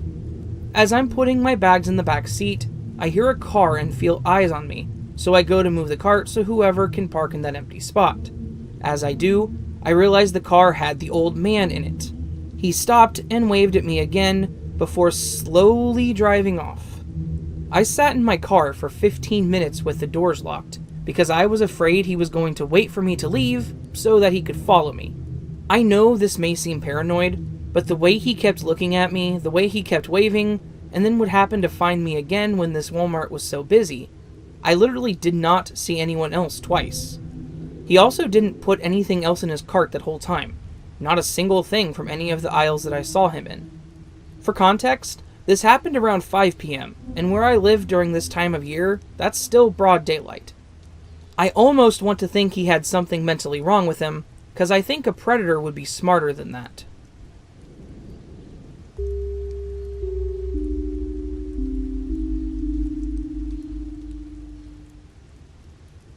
My friend and I, who I will call S, needed to get some things at our local Walmart.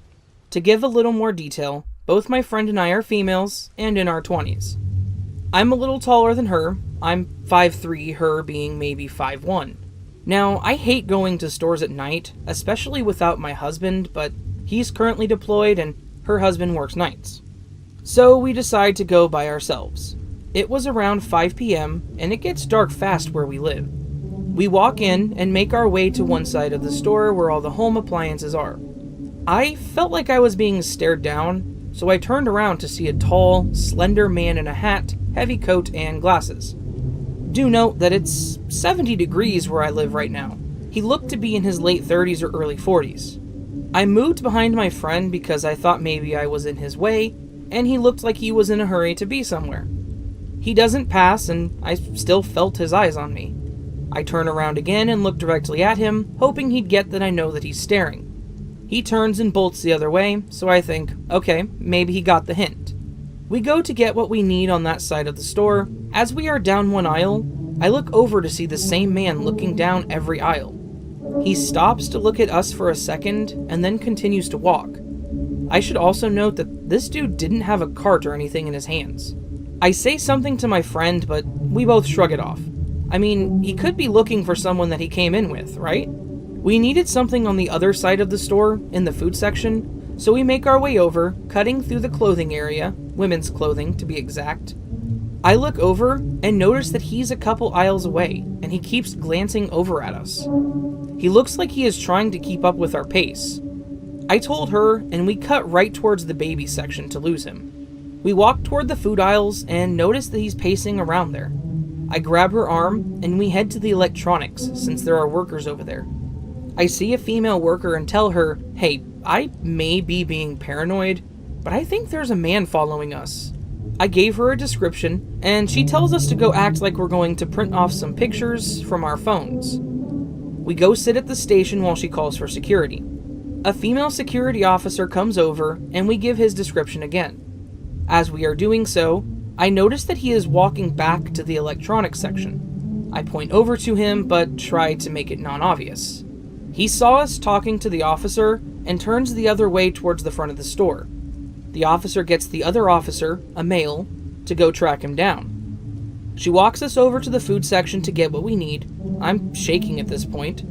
We see the male officer, and he said he saw the man bolt out of the store really fast. We checked out, and they both walk us to our car. Now, I read a lot about this stuff online, and I'm already a very paranoid person when I go places. but I never thought it would actually happen. I don't know what the dude's intentions were, but knowing sex trafficking is a big problem anywhere, I didn't get a good feeling. The whole situation still makes me sick to think about. My thoughts on it are, he was looking for females who were by themselves to try to creep on. He could have very well followed us to our car if we wouldn't have reported it. There is no telling how bad the situation could have gotten. We thank the officers for everything and take the long way to her house and stop to get food to make sure he wasn't following us. Luckily he wasn't. So, creepy guy at Walmart, let's not meet again.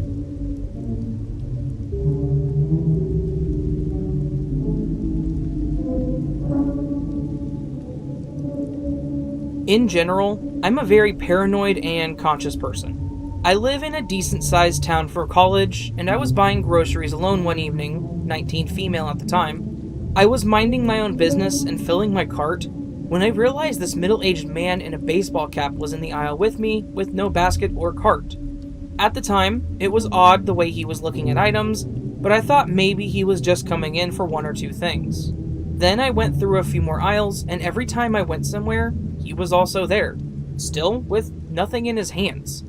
At this point, I was expecting the worst and also getting creeped out by this dude. My first thought was that if he actually was following me, if I went to another random part of the store, he would also follow.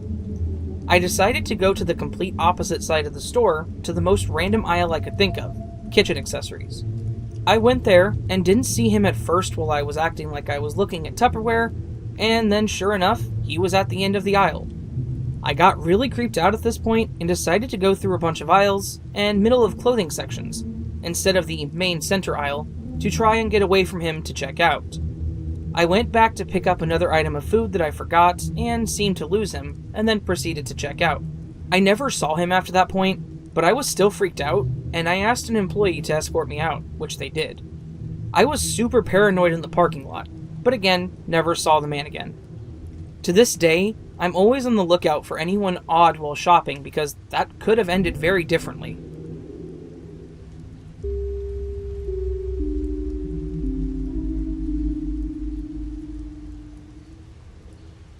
So I work at Walmart, and for the last 2 months, I've encountered a strange man that would be at my job precisely at the same time that I'm supposed to show up and clock in. It's always me driving up to my job at 11 a.m., and the encounters start with him seeing me pull up in my car and then waving at me as I drive by him. The first time he did this, I just ignored him because I figured maybe he thought I was someone else, but he followed my car on foot and stood at a distance from my car and just waved at me to roll down my window. He then would circle the whole parking lot on foot just to stop a few feet from my car and just stare at me. I ignored him again, and he walked away.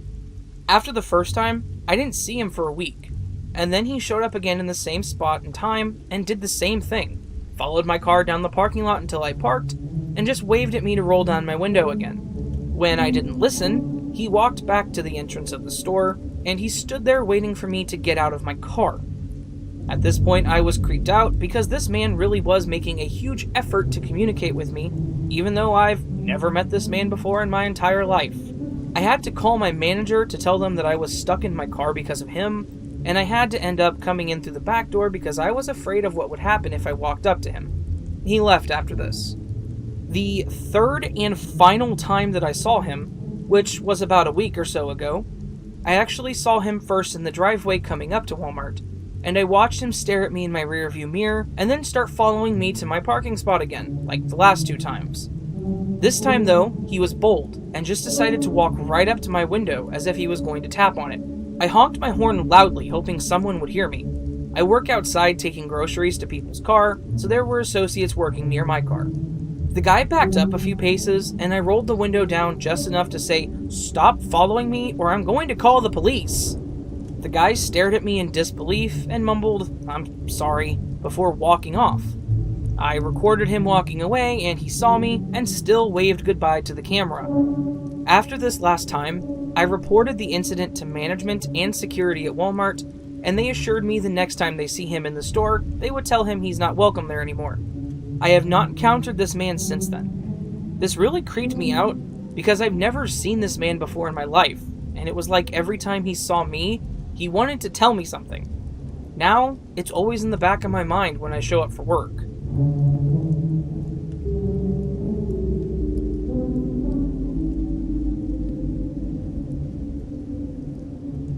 I just moved to Northern Virginia from Central Texas a few months ago, and it's still taking some time to get acclimated. My girlfriend and I moved up after graduation. She's currently enrolled in grad school, while I'm trying to find the right job for myself. She's currently in an opera center at her university, and 1 or 2 days a week I'm left to my own devices from 11 a.m. to midnight, as she has daytime classes, afternoon work, and the night rehearsals all stacked up in a row. On one such day, I decided I would surprise her with some cookies when she got home. It was around 11 p.m., so I figured it would be the perfect time to go get a pack of those Nestle chocolate chip pre-made cookie cubes. Being a denizen of Texas, I'm used to shopping at Heb late at night.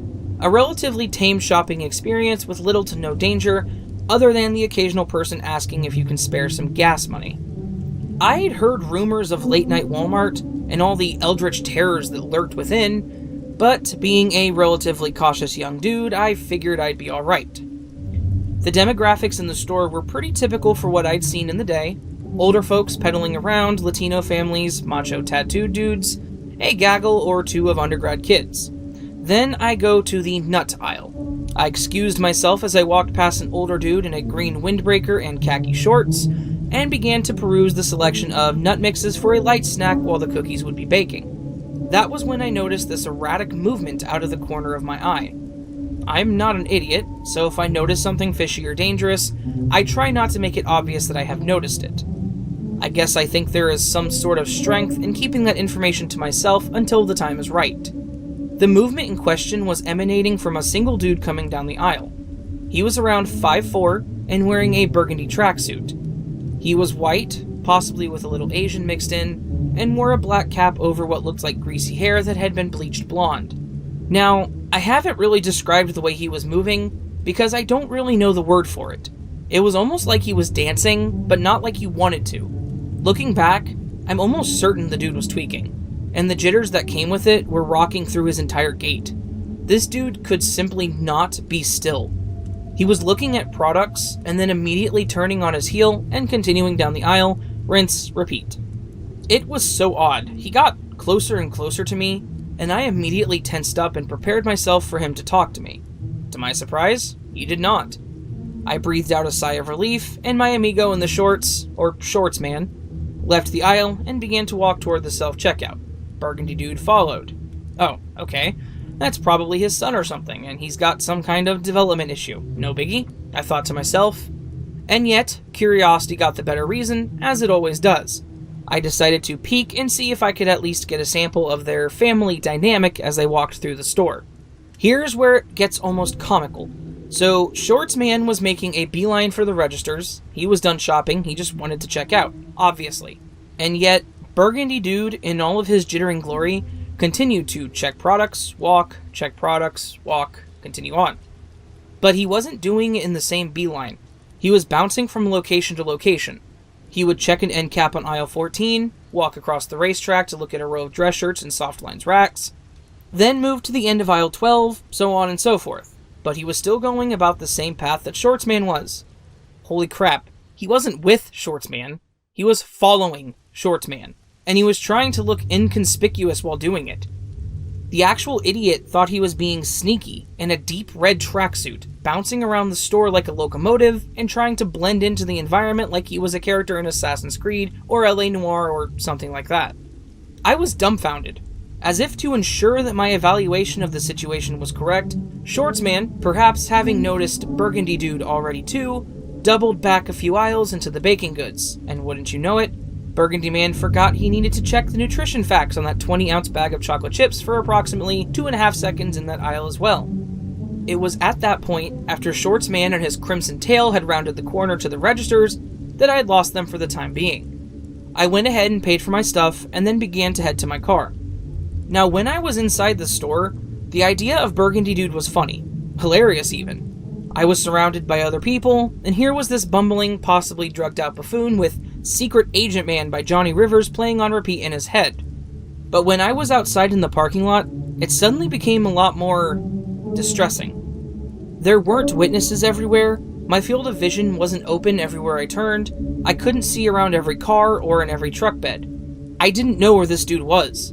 I had seen the pattern he was following inside the store, but had no idea what the same compulsions would bring him to do outside. I was scared. And then I saw him. He was walking amongst the cars, up a driving lane, toward the store. I also spotted my car directly in his path. Well, great. After grabbing both grocery bags into a single hand, I reached for my keys.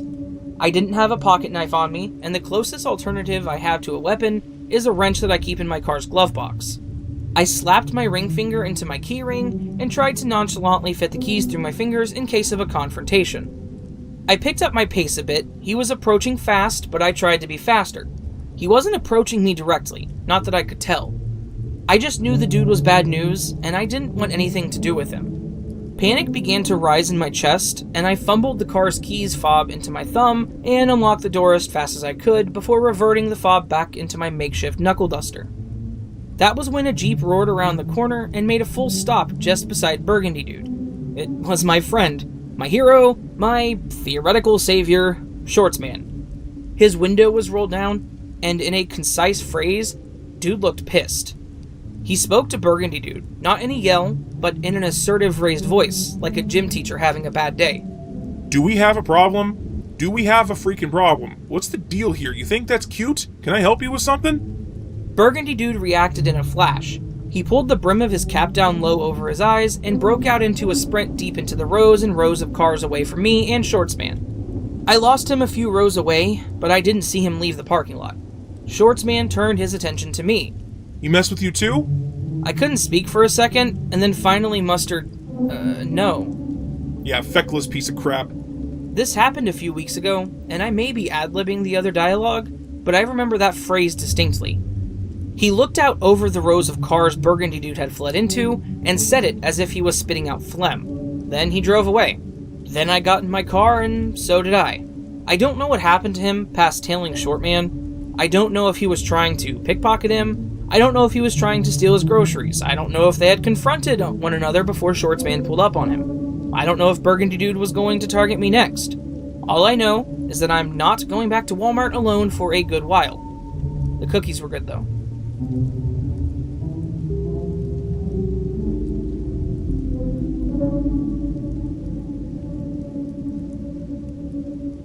My mom and I were standing in line to check out at Walmart the other day, and this guy who was average height, wearing a hoodie and a beanie, got in line behind us. He was standing really close to us, and I immediately got weird vibes.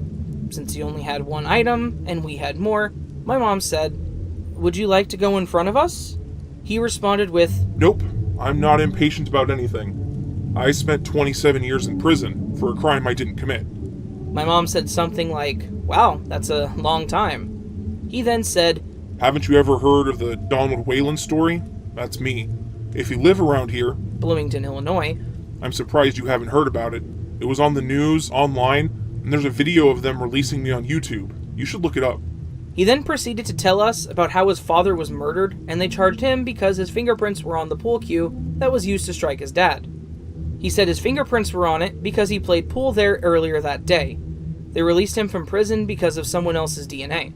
He said this was the first big store he had been to since he had gotten out. He also said his lawyer bought him a Harley, which I thought was a little strange. We looked up Donald Whalen, and the picture was in fact who we met, and he was in prison for 27 years. We talked to my dad about it that night, and all he said was, with a straight face, "Donnie Whalen? The guy that murdered his dad? I used to work in the bar this happened at. That's why you don't talk to people at Walmart." He said it so matter-of-factly that it gave me the chills. My dad explained that Donald Whalen was a drug addict, and he murdered his dad at his work to rob him and get money to buy drugs. Apparently, a lot of people still believe Donald Whalen is guilty of murdering his dad, and I myself have suspicions as well. If you are curious about learning more about this guy, you can look up Donald Whalen, and he should be the first thing that pops up. If you want to see a picture of him, you can look up his name on Google Images.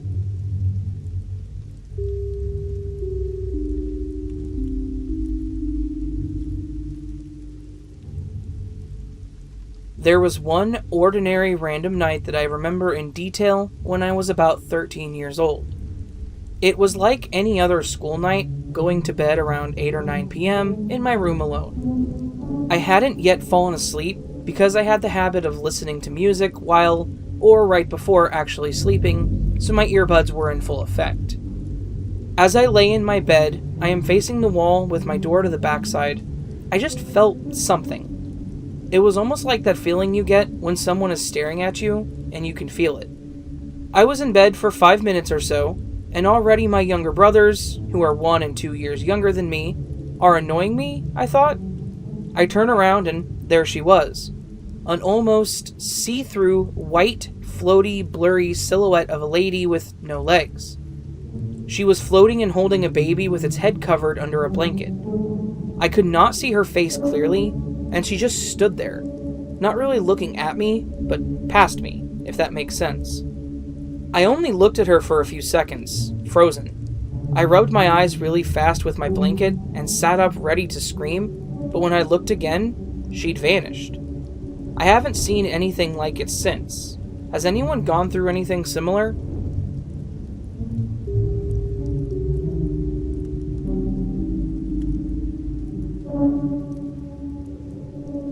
This next story is laid out kind of in an interesting way. It's titled Me and My Mom's Dreams About a House We Lived In, and it's set up with each experience being its own section, so I'll read it as such. Real life. So in this house, I saw people from the Civil War era.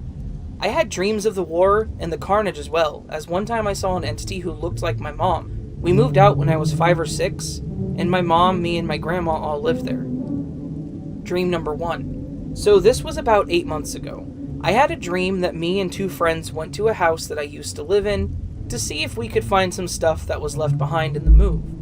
Keep in mind, this house was built pre-Civil War and used as a makeshift hospital during the battle that had occurred there. When we moved out, the bank took ownership of the house from my uncle, who we were renting it from as he took the back off trying to fix the foundation. So anyway, we go to the back, and the house looks how I last saw it, with the back torn off and the patio gone. We go to where it was torn off, and instantly the house was back to how it was when I was a kid. When we go in, we start having paranormal experiences, and demons are everywhere. Something that looked like my mom tormented us, and the house kept going between how it was when I was a kid to dilapidated with the back off, and then back to pristine condition, like what it may have looked like when the day it was built. I take a small box of my grandma's and leave, and when I get home, the stuff from the house had followed me home. I find out that a demon has bound itself to my grandma's box, and then I typically wake up. Dream number 2. I have what I can only assume is a time slip, and am in said house during a house party in the late 1800s. It's a semi-formal dinner party. Dream number 3. It starts in first person, and I go through a cattle gate from the woods onto a dirt road. I walk up to a house. It's a small 2-story country-style home that has an identical color scheme to the real-life house I used to live in from Dream 1. It looks like a different version of that same house. It is around 5 or 6 p.m. in the country, in a rural place, and it's in the spring or summer as all the trees are full of leaves and there is a thick vegetation. I go into a third-person view and see myself opening the door and knowing I'm in the middle of restoring the house and the house is mine. I never see inside the house, and the dream has happened twice within a week, the second time happening directly after dream number 2, like dream 2 cut and then immediately this dream started again. It's the exact same dream both times. So today my mom had a dream about a house similar to mine. What would this even be an example of? Is it a haunting or what? P.S. House has been torn down since 2015 or 2016.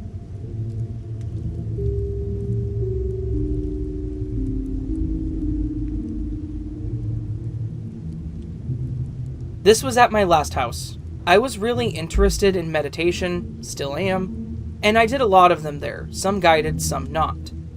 After some time, I started noticing things. Things like shadow people, strange lucid dreams, unexplained noises, and an unexplained small entity I saw once in between a cracked door. The shadow people were okay.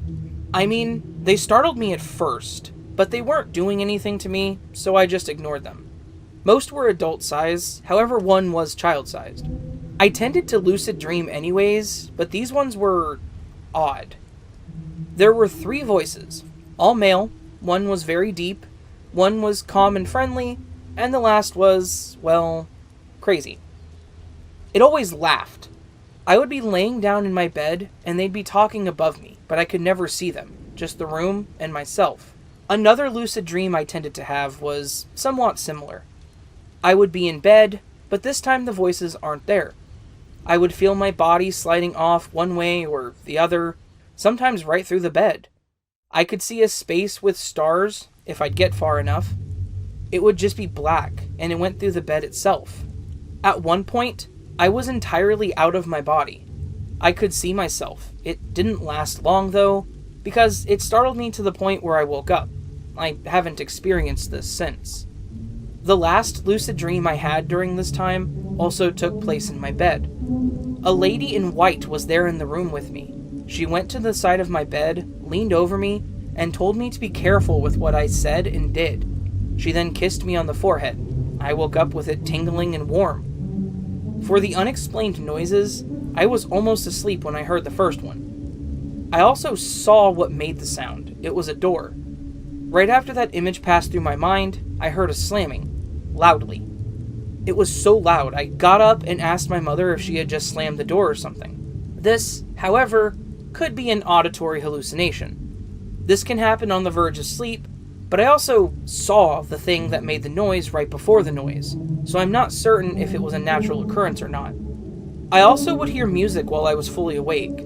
It was really nice music too, classical, with violins, pianos, and the like.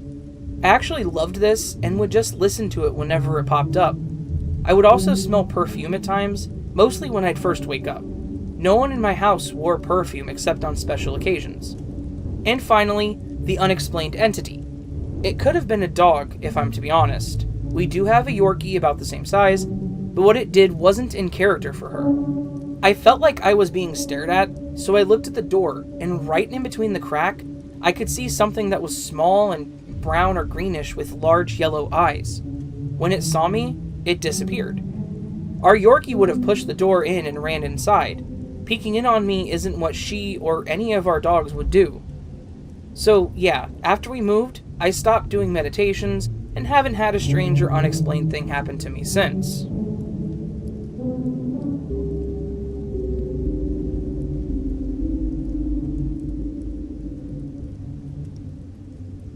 When I was 2 years old, my uncle passed away from carbon monoxide poisoning while working for Stanley Steamer.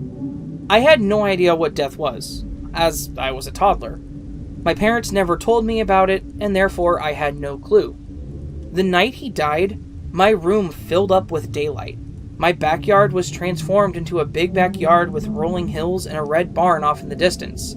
I live in an apartment, and there was a golden ladder outside of my window shooting up as far as the eye could see. Then, my Uncle Chad appeared in less than an instant, on the ladder. He was in a white suit and shiny black shoes, and he had this golden glow around him. Something was so serene about it. He told me everything was alright, and to tell my mom that everything was fine, and then proceeded to tell me to look at how beautiful it was, but at that point, I couldn't see anything but him.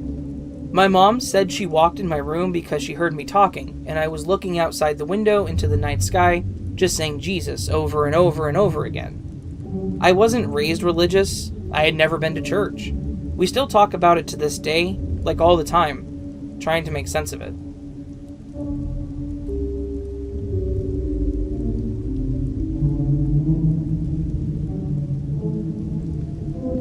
So this isn't something I've had hands-on experience with, save for the weird noises and misplaced objects, but stories passed down from my grandparents on my dad's side. My dad's family has been living here in the village for almost 50 years. My country is really small, so it's not uncommon to have your brothers and sisters living on the same street. I live in the Trinidad, which is an island in the Caribbean, and as a people we hold high belief in the paranormal. Our house is located on the corner of an intersection. Keep in mind, this is a village, so there's a back road, and the intersecting road isn't even a road. It's a dusty trail, and there's not much development aside from the actual houses, so the rest of the area is deep foliage. So this story involves my home, the 3 neighbors across from us, 2 right next to each other are brothers, and then there's the house next to ours across the trail, and the house opposite that. and the house behind that one. So it kind of forms a disfigured circle. Long before I was born, and my dad and his sisters were really young, the old lady's husband from across the street got sick and died.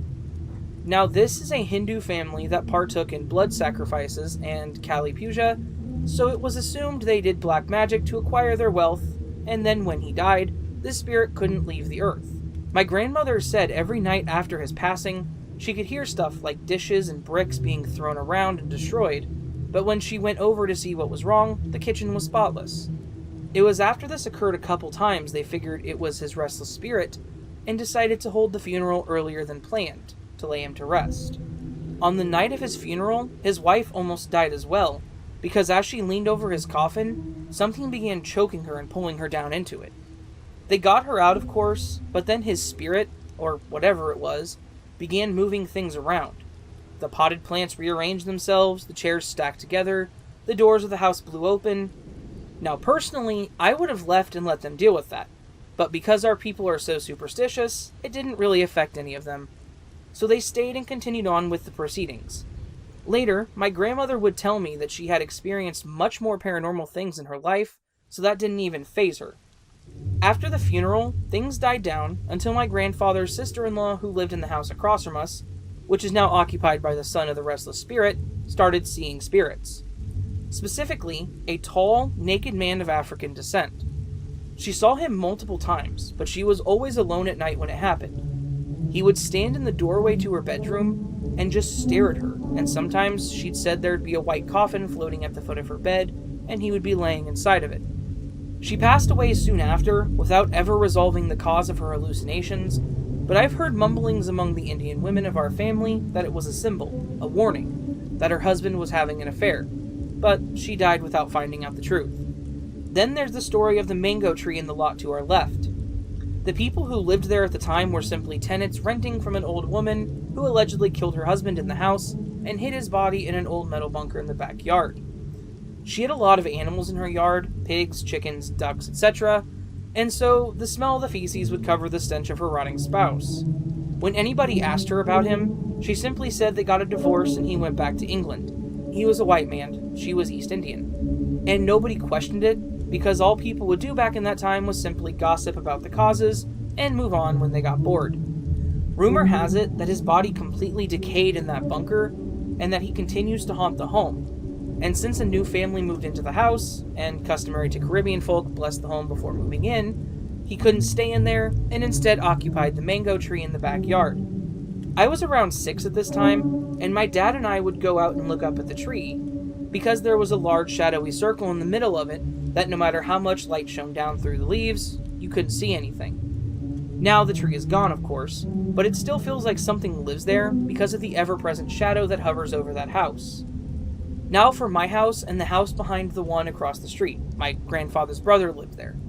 My grandparents always saw apparitions. We have a legend here in the Caribbean about a woman with a foot of a cow called the La Diablesse, or Devil Woman. She's said to be the most beautiful woman ever, and would lure men by stopping them as they drove by to ask for a ride, and she'd always sit in the back seat. When the men arrived to whatever destination she requested, they'd look in the mirror to find that she was gone. Then she would haunt them by appearing in her true form and tormenting them constantly until they took their own lives, or she caused their death in some sort of accident. My grandparents would see this woman roaming the streets with her chains dragging behind her as she seeked out her next victim, and sometimes she'd stare right back at them in the dark of the night. They'd also hear horses running through the trail next to our house, hooves pounding relentlessly, but as soon as they stepped outside to see, they would vanish. There would also be a spirit that would choke my grandfather in his sleep. He'd be thrashing and crying in his sleep, and my grandmother would have to shake him until he woke up. All these things have been happening gradually over the past 40 years. Everyone who marries into the family has also been able to see and hear these paranormal things. I've never had any serious encounters with the paranormal, apart from seeing people in shadows where there are none, and hearing noises that should not be heard. It's never really scared me. Maybe because I grew up hearing the story and surrounded by myths and folklore all my life, so it all seems normal. But one thing I can guarantee is that something plagues the village I live in. It's been here for 40 years, and it's still here now.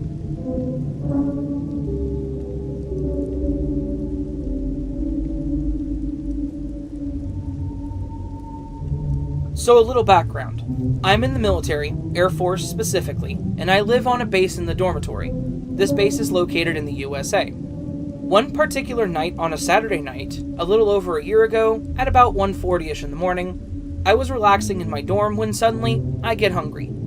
On weekdays, I worked from midnight to 8 a.m., so I did what I normally did when I get hungry in the middle of the night on a weekend. I hopped in my car and drove to the nearest fast food place open for 24 hours. I grabbed my food and I head back to the base. There I was, across the street from the base. The only thing between me and the gate was a red traffic light. Across the street, I can see a figure make an exchange with the security forces guy, and then the figure proceeds onto base. The light turns green, which prompts me to advance toward the gate. I roll down the window, show the guy my ID, and I drive through. The same figure I saw walk onto base is walking on the sidewalk now. Now, the thing about this base is it's really freaking big. I mean, the guy was on foot. Chances are, it would take 30 minutes upwards to an hour to get where he was going. I stopped my car beside him and asked him if he needed a ride. He gladly accepted after stating he lived in a dormitory and entered the back seat of my car. He conveniently lived in the same dormitory I did. We had a mini conversation, but it was pretty normal. He talked about all the places he'd been, and he kept urging me to try to go to Korea for some reason. I talked a little about my job, but never stated how long I lived on base, or anything time-based really. Anyway, we reached the dormitory together. He gets out of the car, and before closing the door, he says, "You only have," and he stated the exact amount of time I had until my enlistment was over. Then the door closes. I take a moment, I'm talking mere seconds here, to do the math in my head. It's not like I'm counting down the days until my enlistment's over. And he was right. I jump out of my car, and to my surprise, he's already gone. Did he sprint to the dorms, I think to myself? I bolt to the dorms myself, only to be greeted by empty corridors. There was no sign of him. Now who was that guy? Why did he urge me to go to Korea so bad? Most importantly, where did he vanish to? I still think about this from time to time, all the way to this day. I never saw the guy again. Coincidentally, I recently met a girl from Korea. She unfortunately had to go back to Korea, so I'm planning on taking a trip to see her. Not sure if it's related, but it's a thing. So what do you guys think? Who or what was that guy? Am I just crazy, or is this some weird paranormal stuff?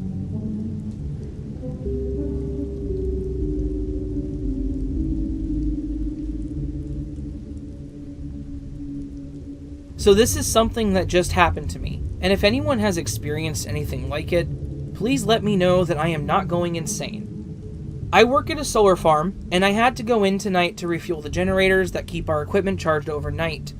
The whole time I'm out there, I feel like something is wrong, like something is watching me.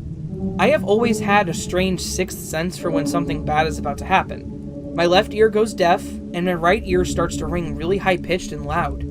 This always happens right before something bad happens. The whole time I'm filling up the generators, my ear is ringing like crazy, worse than it ever has before. So I'm really freaked out at this point. But then, things went weird to downright freaky. Stuff started either falling or falling over that shouldn't be able to on its own. There were two things that I noticed, and probably more that I didn't. The first thing was a small solar panel used to charge the trailer batteries during the day. I heard it fall, but I didn't see it happen. I, at first, figured that it was just me walking around in the trailer beforehand that coerced her into falling. But upon closer inspection, it was previously zip-tied to the trailer, and zip ties don't just snap for no reason. At this point, I'm really spooked and starting to freak out a little, but I kept at my work. However, later on that night, when I was filling up the gas tank I used to fill the generators, I set one behind me and started filling the next one. But when I turned around to pick up the gas can, it was on its side, spilling out onto the ground.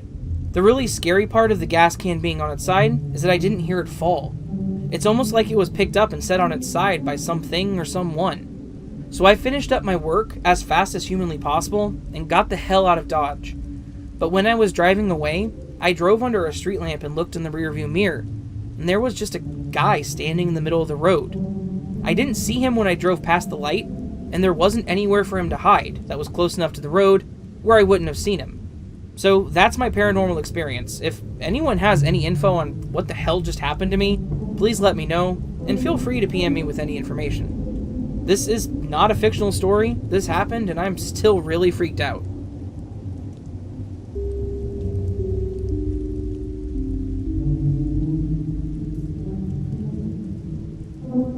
So I literally just posted this on Creepy Encounters, but I saw this group and I wanted to post this story here.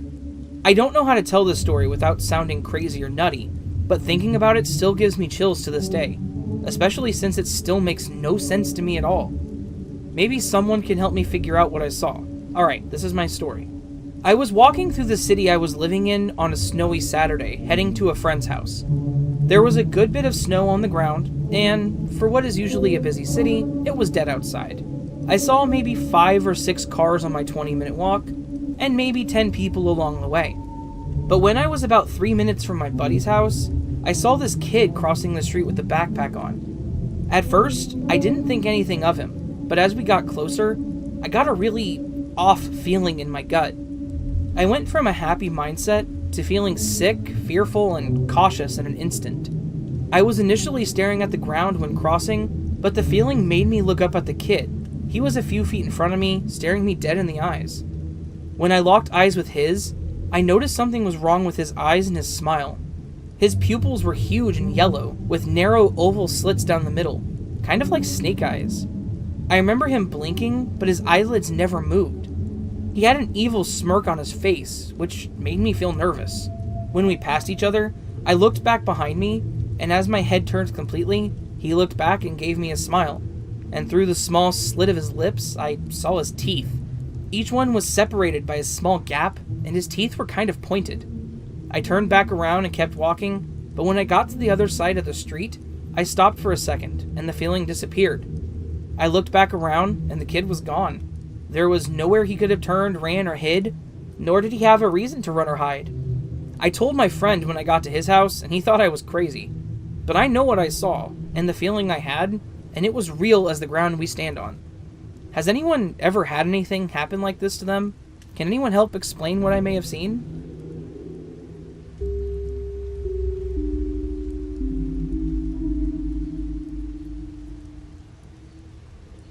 My mother and I were, on one fine sunny day, driving along the side of a hill from which you could see the glimpse of a broad river estuary which divides the city in which we live.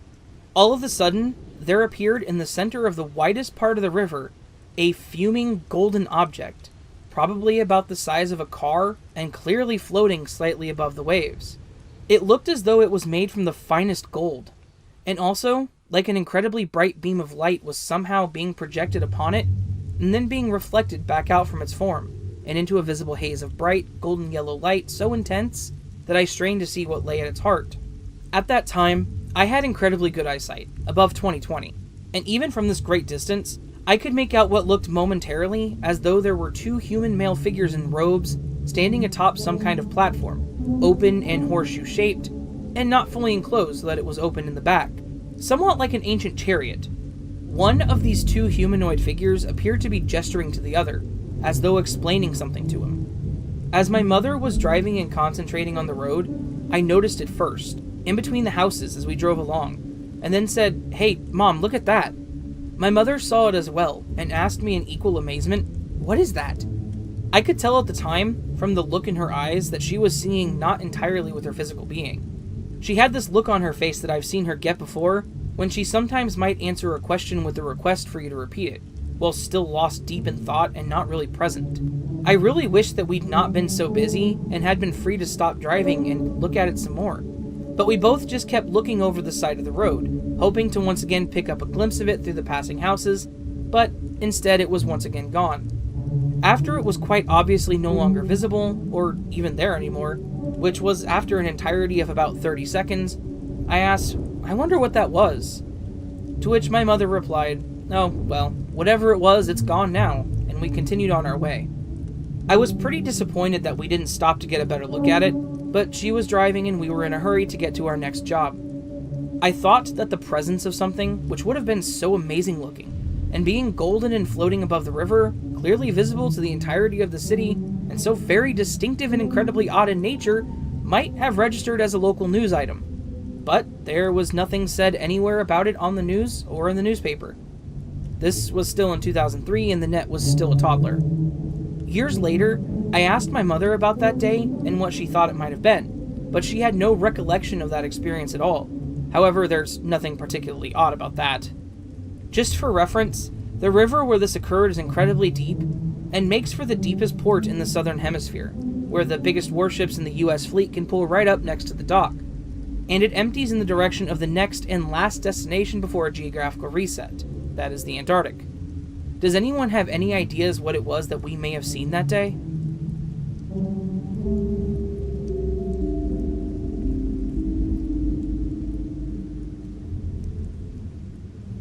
This was a long time ago, when I was young and probably an 8th grader. My grandma was in the hospital with pneumonia, and everything seemed to be alright. She looked as if she was going to recover. Then, one night on a school night, I was woken up at 11 with my sister saying we need to go to our cousin's house. I was always seen as a mature kid, and have taken care of my cousins and sisters before, so when we showed up to my cousin's house, my parents said they needed to go to the hospital. My aunt and uncle packed up with my parents and left for the hospital. I was left in charge of my sister and cousins. My 2 older cousins slept in the same room together, and their bed had a pull-out bed under it, so my sister crashed into that bed. My younger cousin was about 2 or so, and he still slept in a crib-type bed in another room. I decided to crash on the couch. Later that morning, I wake up and my aunt thanks me for watching the kids. She then tells me that my grandma passed away last night. This is where it gets weird. I slept right outside the kitchen. My little baby cousin woke up with a sipping cup of hot chocolate.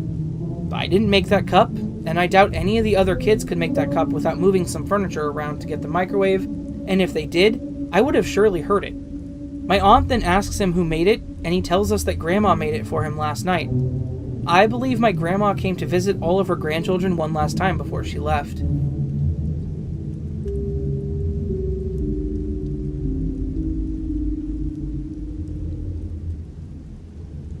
I'm not sure if this is the right place to post this, and it's definitely not as out of pocket as most of the posts on here, but I've always thought it was interesting. When we were younger, my sister used to faint pretty frequently. The first time it ever happened, she had gotten up in the middle of the night to go to the bathroom and collapsed in front of the sink. Luckily, there was a brand new family pack of toilet paper rolls in the corner that cushioned her fall, so she wasn't hurt. But this also meant that it didn't make a loud enough sound to wake anyone up in the middle of the night. Regardless of this, my mom somehow woke up and found my sister while she was still unconscious on the bathroom floor. When my sister faints, she's only completely unconscious for a few seconds before coming to again, which means that my mom would have had to have woken up as soon as the fall happened. It's unlikely that any noise woke her up because the toilet paper muffled it, and my sister was pretty young and small, so she wouldn't have made a very loud crash anyways. My room was closest to the bathroom, and I didn't hear a thing. Also, my parents had their own bathroom in their room, so even if my mom had woken up at the perfect moment by chance, there's no reason she would have needed to go outside of her bedroom to the kids' bathroom. Mom describes it as mother's instinct, and claims that she suddenly woke up for no reason, and just had a feeling that one of her kids was in trouble. She went to check on us and saw the bathroom light on, and that's when she found my sister. I'm sure there's a million other explanations for this, and maybe my mom did hear some kind of thump that didn't register in her sleepy mind. But I think it's interesting and kind of sweet to believe the mother's instinct version.